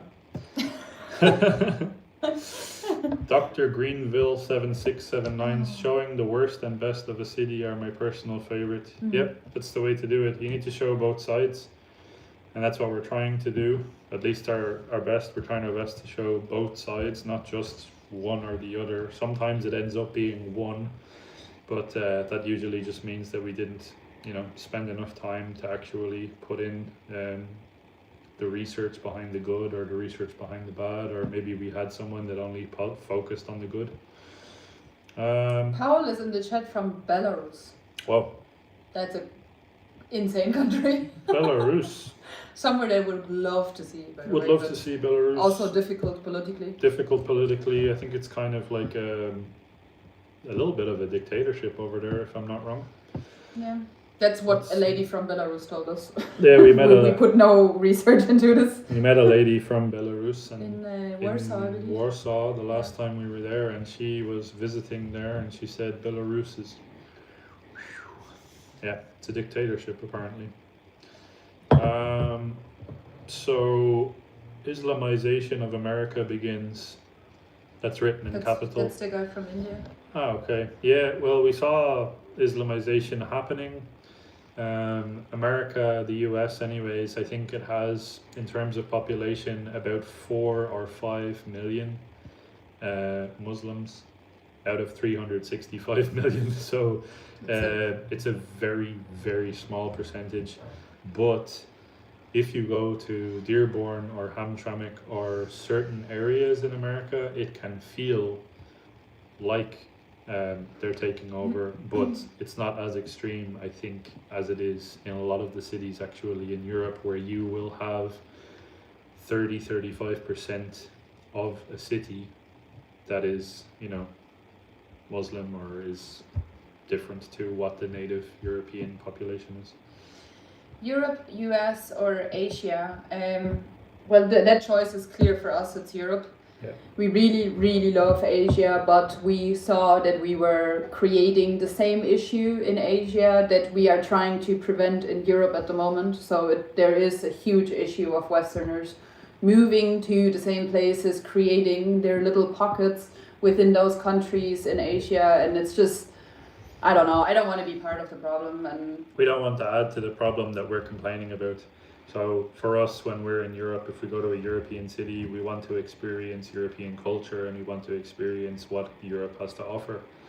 When we go to Belgium, we want to see Belgian people, we want to try Belgian food, we want to experience the culture, we want to see the Belgian... And if we go to India, we want to see... We want to go to India, we want to see the Indian stuff. We go to anywhere in Asia, we want to see Asian stuff. And this is one of the reasons why, for example, that we loved a lot of the Asian countries, is because when you go to China, for example, China is still to this day, and it's 99% Chinese. Pretty much all throughout its history, it's like 99% Chinese. And unapologetically Chinese. You have Chinese flags everywhere. People are very, very like, let's go. Yes, I understand the stuff with the government and whatever, and that is definitely there. And there's, I think, an aspect to it that is like, in terms of free speech, in some way it's like that. But other Asian countries are the same. So if you go to Thailand, for example, it's starting now. A lot of foreigners, Westerners, are just taking over basically areas of Bangkok. Chiang Mai is basically huge amounts of Westerners. But Thai people are incredibly proud to be Thai. It's very nationalistic in terms of like, the flags are everywhere. If you try and touch a Thai flag, your life is over, literally. Yeah. And huge amounts of Thailand is still hugely Thai and very proud of it. And most of Asia is the same way. But for some reason, and this is why we make these Europe videos, if Europeans want to be majority European and we want to be proud and we want to fly our flag, that is for some reason racist. Alcy is asking, why don't these countries leave the Union? With these countries referring to likely Poland and Hungary and all of that. That's because the EU was actually created in the beginning as a trade union, right? So every single European country focuses on a different production. Usually, for example, Spain is creating a lot of the vegetables. Netherlands is very vegetable and like fruit focused, and this trade union makes it possible for all of the European countries to coexist and trade with each other at no taxation or very, very little taxation. So if, for example, Poland was to leave, which I would be 100% for, I'm for the abolishment of the EU, if I'm being honest. The EU is worthless.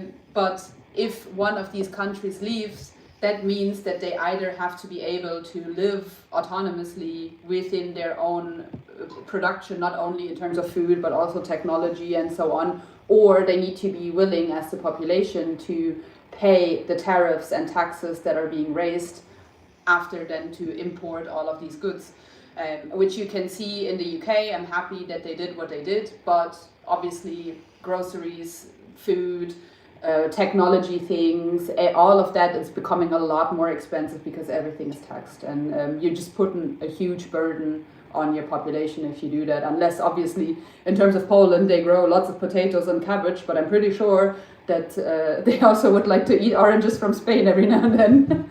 True. Alright, let's try and read a comment here.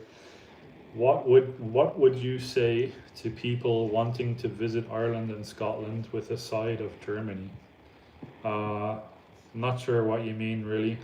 Laura They Lee, want to 83. do. She's from the US. They want to do a trip seeing Ireland and Scotland and maybe a little bit of Germany. Oh, okay. So if you're visiting Ireland, my suggestion to you is obviously fly into Dublin. It's the only place you can fly into. Or Shannon Airport, you can fly in there, but I would fly into Dublin and I would spend your first night there. There's not much to see or do there. You can go to Trinity College. We have the Book of Kells in there. Incredible, very beautiful. Stephen's Green Park is okay. But outside of that, the nightlife there is pretty crazy if you are someone that likes nightlife. But outside of that, it's a lot of homelessness and it's extremely expensive. And that's kind of the worst side of Ireland. So I would suggest go out and see the countryside, spend as much time as you can in places like Galway, Kerry, Mayo, Sligo, County Clare with the Cliffs of Moher.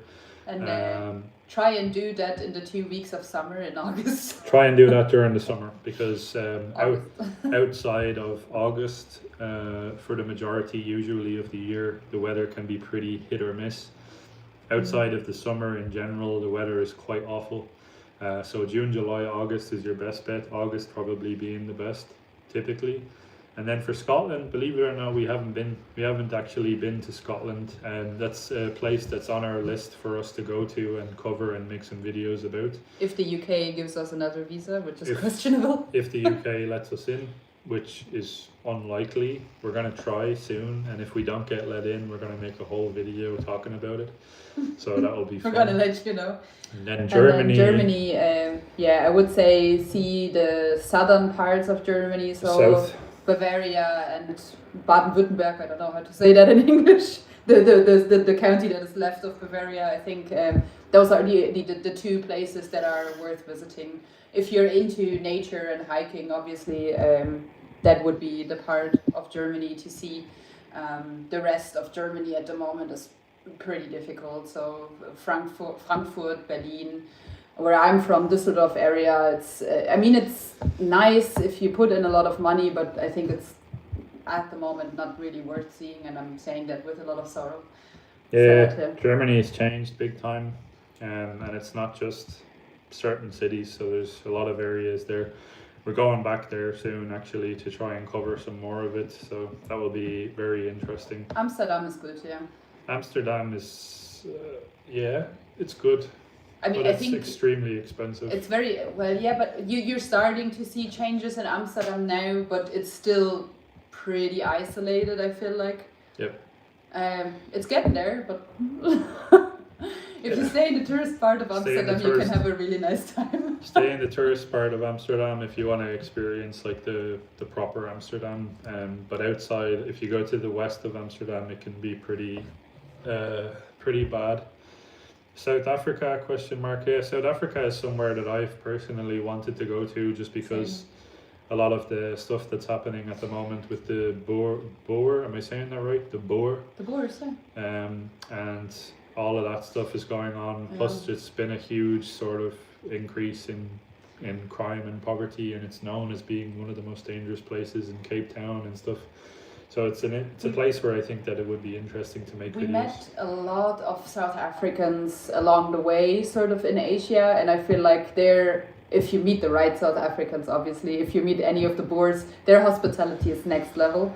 We did like a braai with them, which is a South African barbecue, and I don't know, they're just lovely people all over, and they don't deserve to be in the situation that they're in right now. It's really bad for them, I think. Yeah, you literally have you have political parties at the moment in South Africa that are chanting death to the Boer and like kill the Boer and like all of these types of things, which don't know if we're allowed to say that. I don't even know if we can even say that, but political parties in South Africa, they can literally hold concerts where they sing that, and that's completely normalized at the moment. So that is horrendous that that's allowed to happen. King Squeak is saying, I'm guessing by the decor that you are in Malmö because... Do you see IKEA? Sweden. No, this is just Europe. All of Europe looks like IKEA. We just all chose IKEA for decoration, so this is just the way it looks. Based on how much like the inside of IKEA your apartment looks like. You're in Sweden. No, we're in the south of Europe. We're in the south of Europe. Let's see. Having traveled extensively across Europe, I've never quite understood why people choose to leave. If you value civility, there really is no better place on earth than most parts of Europe. To a certain extent, that's very true. It's being made difficult on purpose, and I think a lot of people don't see a future for their families or for their kids, which is why nobody is having kids. No one's having kids in Europe. Nobody's getting married. Very little people anyway, and it's a common theme across America and across Europe. People are and places like Japan as well. Funnily, people are divided. People are upset. People are broke for the most part. People are not having kids. People can't afford homes, and it's all done by design, very clearly by design, and you can't really speak about who's doing it. The majority of Europeans, just to give you an idea, maybe not in Germany, but in other parts of Europe for sure, like Italy and Spain, like Ireland, people live with their parents until they're well in their 40s. They cannot afford to move out. They can't afford to have a house, to have a family. It's just really difficult for anything that is around the millennial age and younger. Yep. Obviously for the elder generations it's very difficult as well, and I'm not gonna deny their struggle at all, but obviously if you already have your house, you're in a safe place more or less. Very, very, very true. Marlena, aka Amart. My nanny was from Dublin, my grandfather German. I wish I knew where, but it's sad never being there and how it is now. But I love your vids for that reason. I got a mate in Scotland. He's lovely like you. Sad, that's nice. Scottish people are some of the coolest people. They're really nice people. I love the accents. Yeah. Hocus pocus, there's pizza on Hocus pocus, there's pizza on your focus. Yeah. They have some funny accents down there. Trisha Pierce, you both are amazing. Love your videos. Too many people are putting their heads in the sand.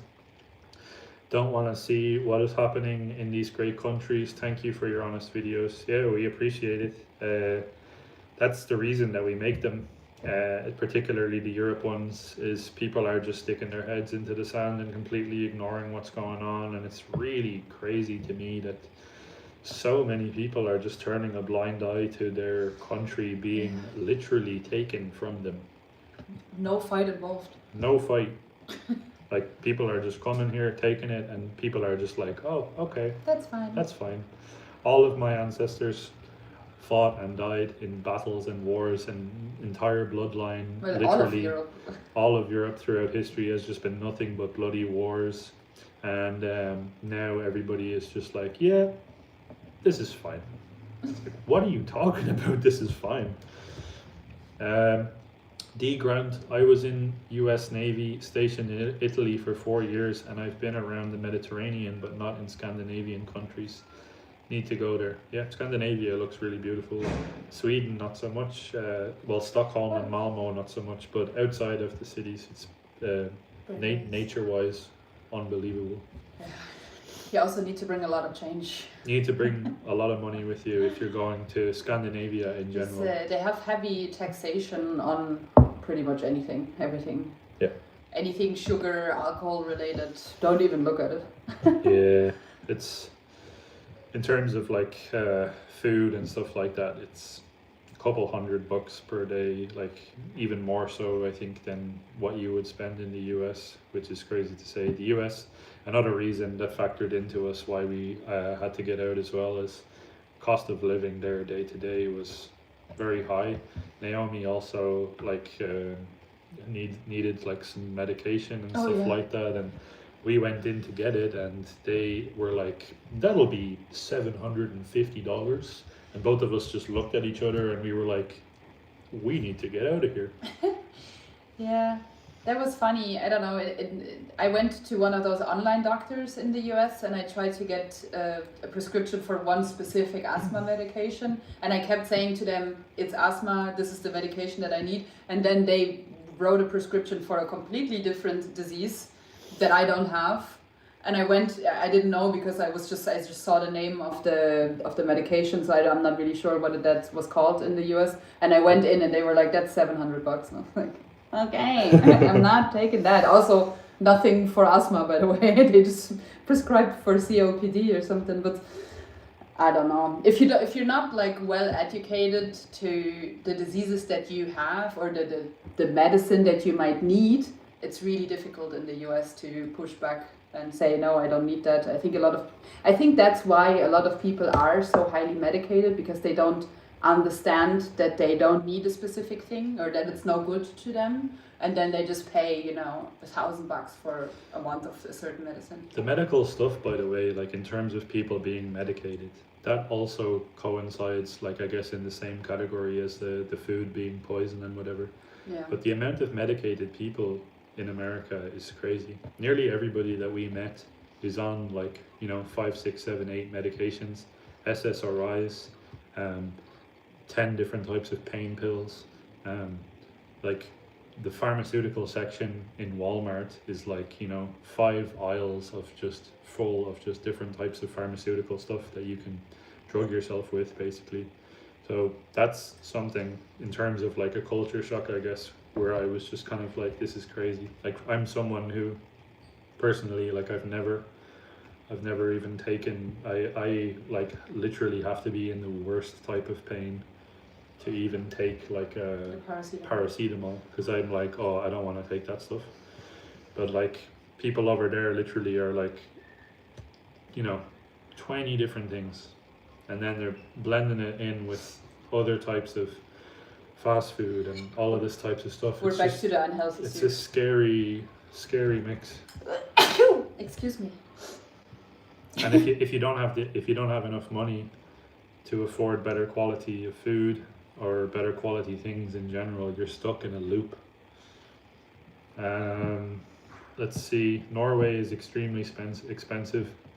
Probably the most expensive out of Scandinavia. I think everything that is north of Denmark. Denmark is already like, oh, and then if you go further north from there, it's like, so expensive. The most expensive place I've ever been to is Switzerland. Yeah, Switzerland is extreme as well. But that's the type of place where you'll pay €15 for a cup of coffee. So like $20 for a cup of coffee. But the wages are adequate.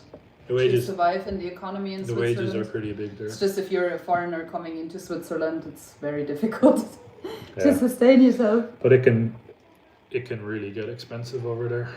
Let's see, we'll go for like another 20 minutes, and then we will rest because both of us are insanely jet lagged. But we'll go for like another 20 minutes, and then that will be, I think, a 2-hour stream basically.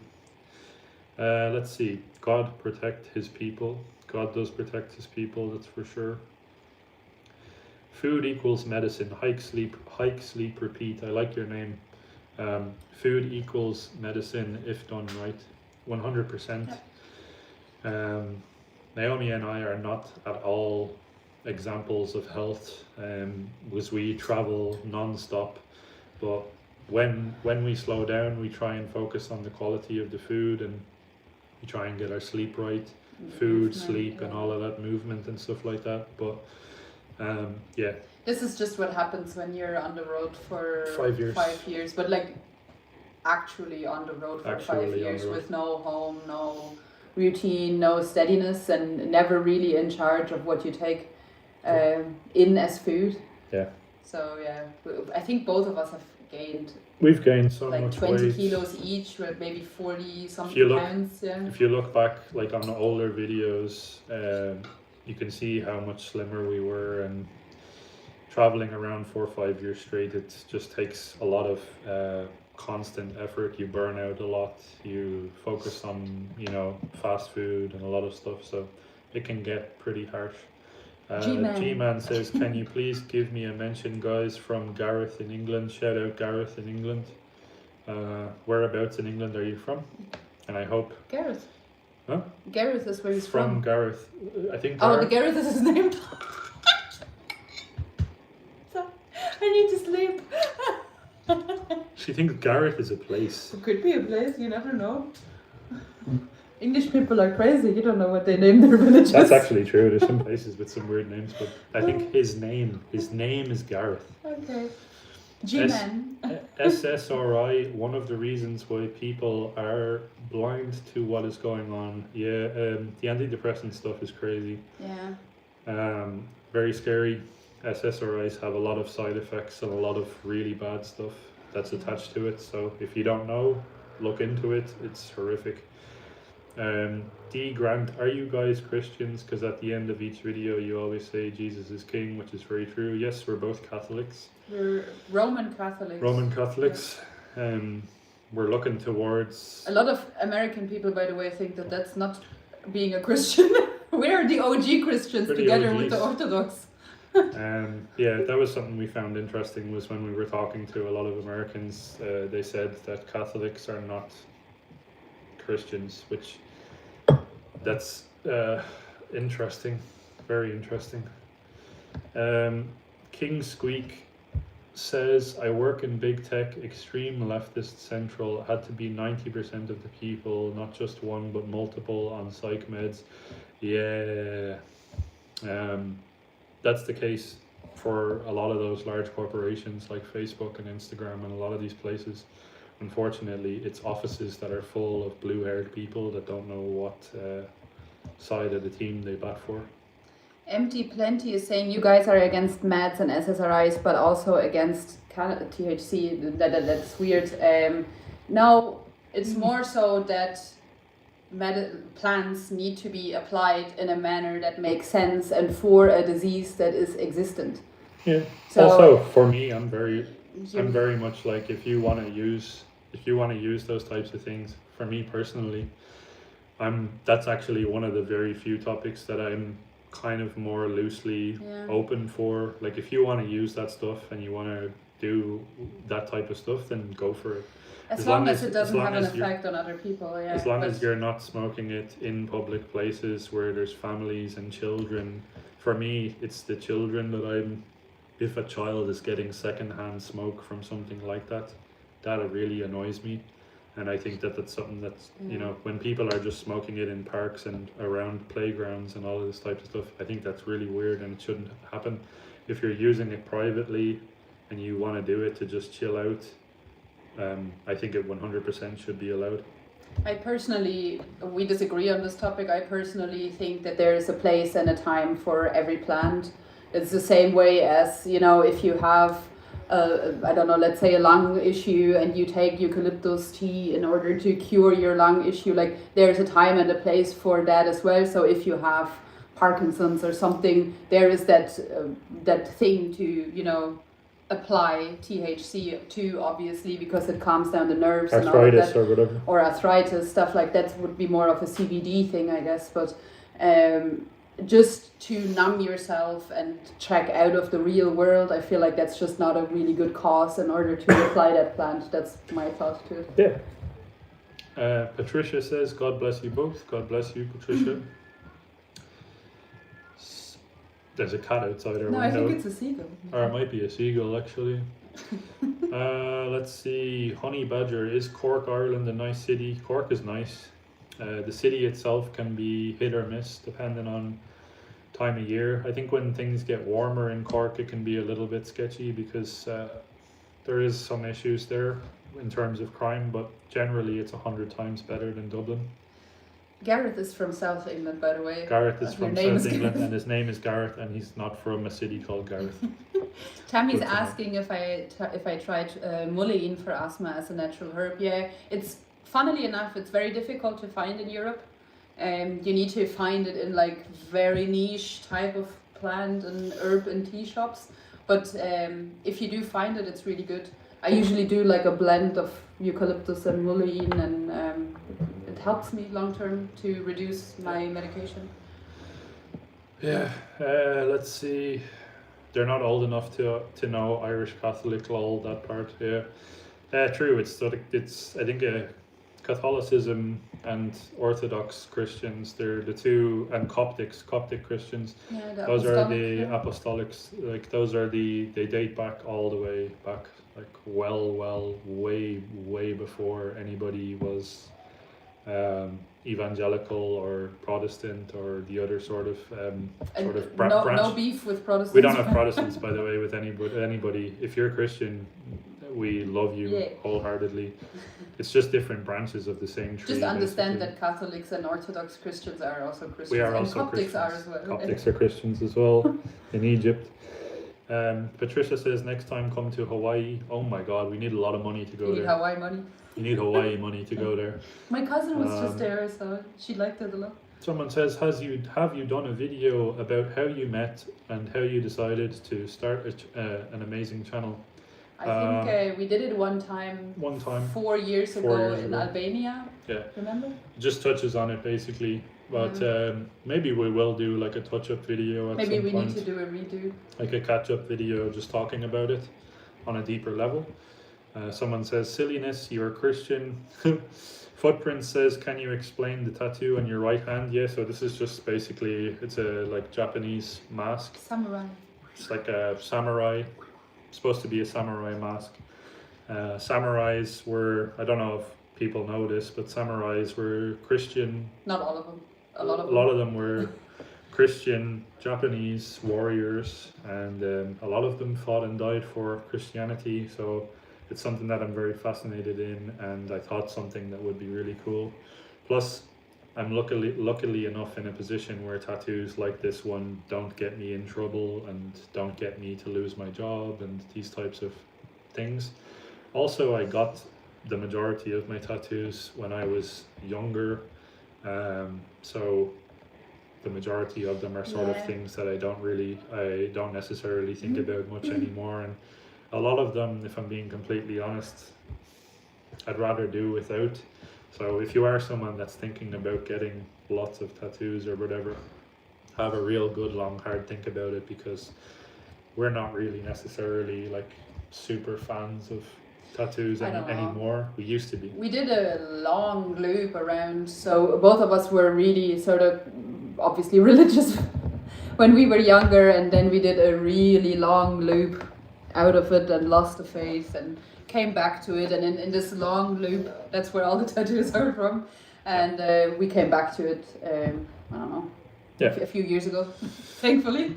But both of us have a lot of tattoos, and some of them have stories, some of them don't have stories. The majority of mine don't have a story. I think it's just me it was me trying to figure out who I am, and a lot of times I thought that they might look cool or whatever, but the reality of it is that unless you're working on yourself on the inside, it's pointless putting stuff on yourself.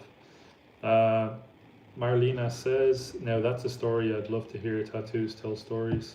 Yeah, 100%. I think the majority of my tattoos, personally, it's because I had not found out who I truly am, and it took us a lot of travel, a lot of world travel, to be able to come back around and understand what our values are.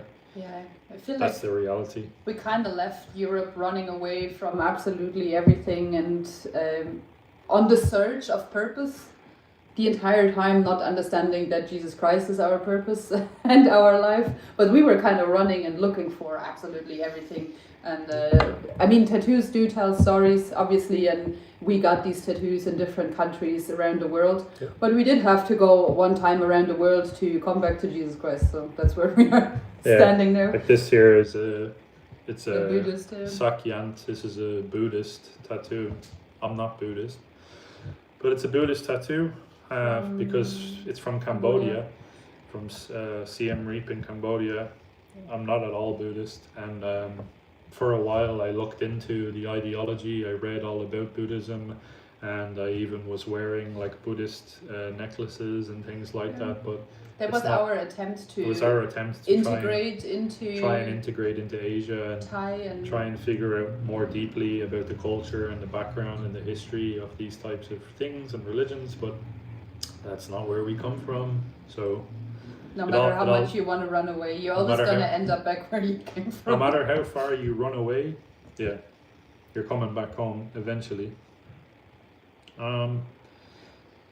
Let's see, we'll try and pick some more comments here. We have another maybe like 10 or 15 minutes, and then we're going to bounce.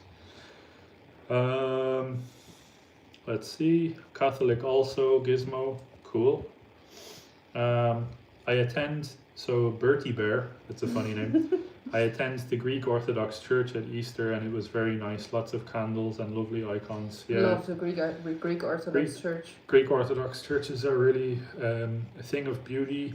It's difficult because it feels close to God. Feels very close to God, yeah. And it's nice, like it gives a beautiful atmosphere, and the chanting and all of this types of stuff, which some people love it, some people hate it. I personally love it. I need to put in the time and effort to learn the language, though, to be able to actually understand more deeply about that type of stuff. Oh wow, Jer sent us a €2 super thanks. Thank you very much, Jer. From Ireland, probably. Really appreciate that. Are you from Ireland yourself? Jer era, so I'm assuming you are. All right, I have to look that up. Thanks, cool. We want more food poisoning stories. We have a lot of food poisoning stories. Wow. Ooh, some real rough ones. We don't really focus on them very much in our videos because I just feel like it's nasty. Like we have a friend of ours, Backpacker Ben. I don't know if you guys watch him. He's pretty well known, and some people love him, some people hate him. He We focuses. love him. He focuses a lot on food poisoning. He likes a good old food poisoning video. Diarrhea. Diarrhea. But yeah, we have a lot of food poisoning. We have had a lot of it all over the world. Mexico was a huge one where we definitely India got was some. my biggest.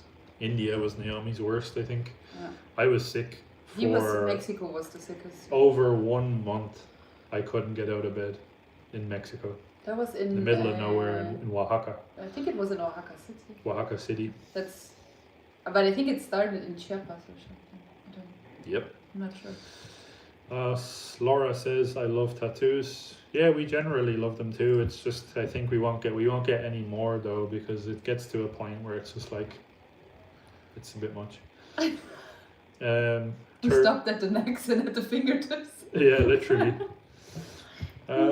Hike, sleep, repeat. I have a tattoo in mind as a memorial to my mother, but I'm reluctant to pay £330 for it. Yeah, tattoos are expensive, and it's, to be honest, especially in England. After a while, you know, a lot of times you wish that you spent your money on different things. So you can spend your money on experiences, for example, which usually is a much better. But a memorial to your mother, that's worth it. If that's something you want to do to remember her, then go for it, 100%. Lines on fingers. Lines on fingers, yeah. We have the lines on our fingers. Lots of folks wander away from him, but he's always there when you get back, says Scott. Yeah, 100%. Both of us wandered very far away. The furthest? The furthest possible. But we always get pulled back. Let's see. Wherever you go, there you are. Yeah, 100%. Praise the Lord. Exactly. Laura says you will be great parents. So we really appreciate that. Yeah, we're praying that we're gonna hopefully get as many as possible. Ellis. But his comment got why is his comment removed? Are you gay? How do you gay? Oh, that's why. But he spelled gay in a different way. Anyway, hi Alice. Hello Alice, don't drink that tap water. Yeah, 100%. Spent 3 weeks in Pakistan on the toilet pooing. Yeah. Water pooing, sorry. Pakistan, I don't understand how anybody can paint that place in a positive light, to be honest. I would never go there. That's one of the places where I put my foot down that we are not gonna visit. Luke for a while was like, oh, maybe we should go to Pakistan. I was like, no. Don't think so. Let's see. What character from Winnie the Pooh would each of you choose? I got excitable one sometimes. Character from Winnie the Pooh. What? I'm trying to come up with the characters. I'm probably ER. I'm really grumpy usually and don't speak much. I'd be Tigger. Yeah, we're like polar opposites. Someone says, please don't go to Pakistan. Yeah, we're not going. I don't think you could pay us to go there. There's a few places where you just couldn't pay us to go there. Yeah. Pakistan is one of them. Bangladesh is the other one. Ellis says the animals are literally eaten out of sewage and then you're eating them. Yeah. That's the case for more countries than Pakistan as well. There's some places that we've been in where like you're really questioning your sanity most of the time, and yeah, it's just Pakistan I think is as Laura says there, Pakistan is more of a backpacker Ben country. He can make a video about how he, got diarrhea there. Cha. Ellis, it's realistic. We just slept in a rental in the US. Everywhere in Europe is way more relaxed for that. So I don't know. It's a difficult country to cover in terms of a country. Like US has so many sides to it, and you can pretty much be sure Alice and the Skin Ordiners, their channel, they will show you also an honest aspect and an honest all side. ins and outs. All of the ins and outs. Those guys are very, like, one of the very few just straight shooting channels in terms of YouTube. Very real. Very real, and you guys should appreciate that type of stuff because there's so much travel stuff out there right now where it's just completely just made up. Aren't they also on the America series now? Almost, I think. They're in Mexico at the moment, I think. But if you guys are looking for something to watch, please check out them because, like I said, they're honest. They care about the stuff that they're putting out. They care about a lot of things. They're also Christians too. Skint Northerners with a T, skint.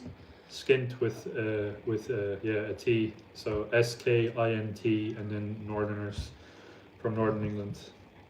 Let's see. London is London is in a bad way, but it doesn't. London doesn't represent England. Same as Dublin. Dublin doesn't really represent Ireland as well. Let's see. Ellis is going again. We sadly didn't get to say anything bad as we didn't visit any blue cities, just small towns. I wish we could have moaned. Believe me, I love a moan. Yeah.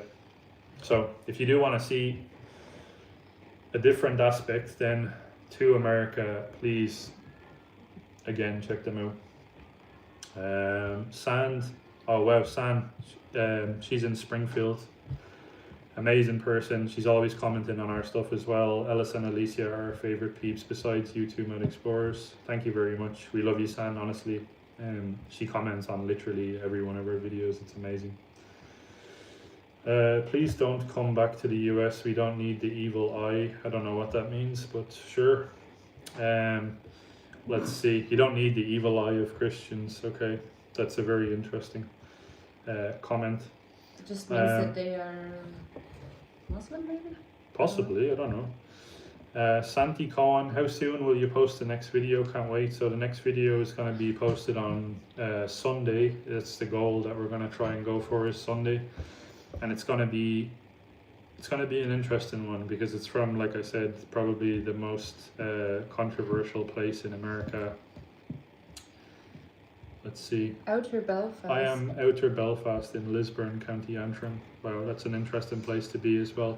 Belfast, I've heard, has a lot of issues at the moment, similar issues that we've been covering in Europe. A lot of the stuff that we've been talking about is happening in Belfast as well. Let us know if that's the reality because I'm not sure.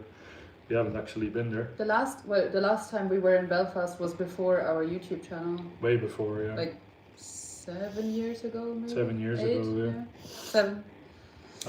Let's see. And we did the whole Titanic spiel in Belfast, so we were just looking for Titanic stuff. Exactly. Come back to the USA anytime you want. Yeah. There's a lot of sides to the USA that we didn't get to see, and there's a lot of positives as well. And we have seen and experienced and filmed a lot of positives as well in the smaller towns. Small town USA is the real aspect of it. Trolls horrible. We bless you. Thank you very much. Left hometown Vegas, 17 years young. Traveled, worked, and lived in Japan, Bahamas, Acapulco, West America, East Coast. Love watching you guys in 2026. No desire now, I'm good. Yeah, you're better off not traveling almost nowadays, to be honest. A lot of times, a lot of places kind of blend in and feel like they're one place at the moment because so many countries are focused on just consumerism. So a lot of the big cities just feel the same. That's just honestly what it is. We should create a community in Europe, grow our own food and live as like-minded people. Yeah, that's kind of our goal for mid to end this year, probably. Ellis is saying it takes 4 days after coming home to see an England flag. Yeah, that's the reality of England and Ireland at the moment, and Germany as well. All of Europe. A lot of Europe. We're being like literally told that you can't fly your country's colours, and it's really disgusting. It doesn't make sense because you go to other countries, you go to Mexico, they have the Mexican flag everywhere on every street. You go to Thailand, it's everywhere. You go to anywhere else, the flag is everywhere. It's the country's identity. And then you come home to your home country and you're told that you're wrong.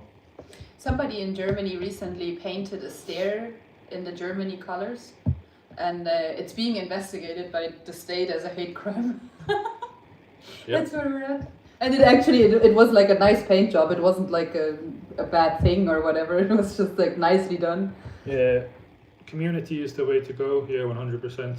Small communities is the way to go. Small towns. You would love the countryside, Alice. You'd love the countryside. It's guns, land, big toys, God-fear and legends. Yeah, we did. We loved the countryside. We went out to rural Texas, and spent hours and hours and hours of our day just sitting in random places talking to people, and it was by far the most positive experience that we've had in America, for sure. It was rural, middle of nowhere Texas. Remember, you're not allowed to fly a St. George flag or a Union. Yeah, that's what I was just talking about. You can't. People are getting arrested every day for speech, for flying flags, for doing all these types of things in England, and it's insane. Similar to what's happening in Canada, similar to Ireland. It's horrific. It's such a joke. You are always welcome in America. Don't listen to that idiot. If you have money, we love you. That's funny. God bless the two mad explorers. Thank you for all you've done. We really appreciate that. We're gonna head off now and live just for 2 hours. We're over 2 hours actually on this live now, and the jet lag is insane. So I don't know what time it is actually back in the States, but it's probably actually in the middle of the day or something. Yeah. I said actually like 5 times. Like 2 p.m. But the jet lag is crazy here. So it's 9:30 at night at the moment where we are. So I'll answer maybe 2 or 3 more, and then we're gonna scoot off. Can't wait for Sunday to watch your next video. Thank you guys, you're awesome. We really appreciate that. We appreciate anybody that's watching our videos. That's an important question. So Ellis asked, how can Europe ever be fixed now is the question. The way to fix it is to, in my opinion, and people are probably not going to like my opinion because it might sound a bit extreme, get them all out. First step would be to end border wars, I think, where all of the European countries need to stand up together, where Germany and England and Ireland and all of these countries that kind of don't like each other. We need to stand up together and stand shoulder to shoulder. And people need to be proud of where they're from, proud of their religion. Say whatever you want to say. Stop censoring yourself. Stop being afraid to be labeled. Get your head out of the sand. Talk more to people that are on the other side of the agreement with you. Although, to be honest, I think you can't reason with people that are a lot of times thinking differently, but I still think it's worth trying. But yeah, I think that Europe is deeply, it's in a bad way. I think the only way to solve it is to send them back. Oh, another person joined, Netsky36, welcome. Thank you so much again for joining the channel. As I said, not a huge amount of benefits that come with joining. We don't paywall our content, we don't do membership only, we don't do any of that stuff. Everything here is for free, so we really appreciate your support. If you want to help out the channel, that's amazing. Wow, and $20 from Marlena. Again, thank you very much. You do not have to send money to us or anything like that. We're the last people that are going to ask for those types of things. Money is just a tool, and the more money you have, a lot of times the more sad you are as well. Let's see. Vote us into power, we'll fix it. Yeah, 100%.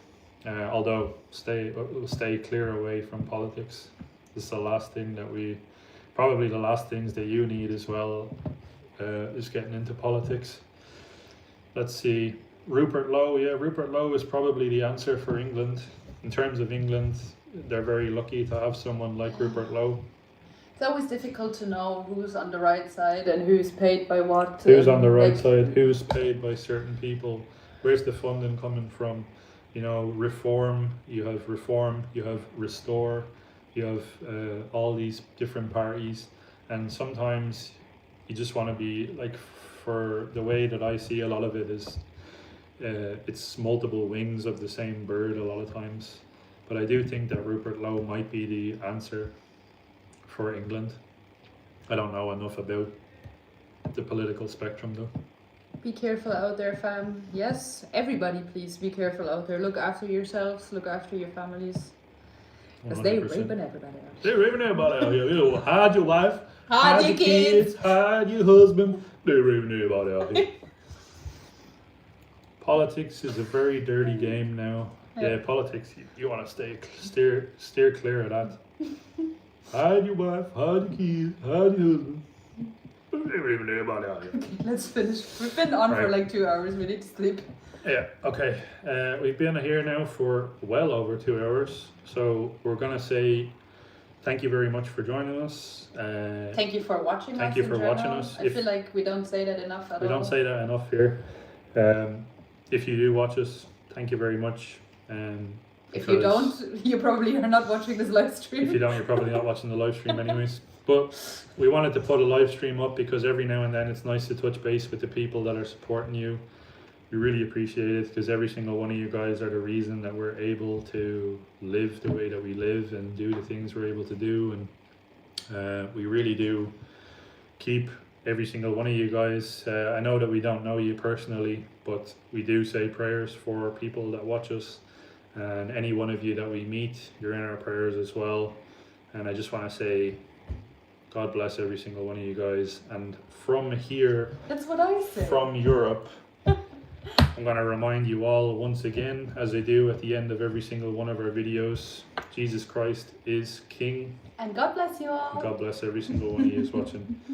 And we'll see you all in our Sunday video, which is coming up. It's going to be a very probably controversial one, but we'll see you there. Let's go. And if you do like the lives, if you enjoy the live streams, let us know, because we might do them more often if it makes sense to do them. So do let us know if you want to watch more of these live streams and you want to have more antics and whatever like this. So we'll see you guys in the next one. Peace and love. We're gonna have to figure out how to end this. We need to figure out how to end this This is first. gonna be really awkward. Our phone is loaded up here on our laptop, so hold on a second. I'm gonna point you to the table.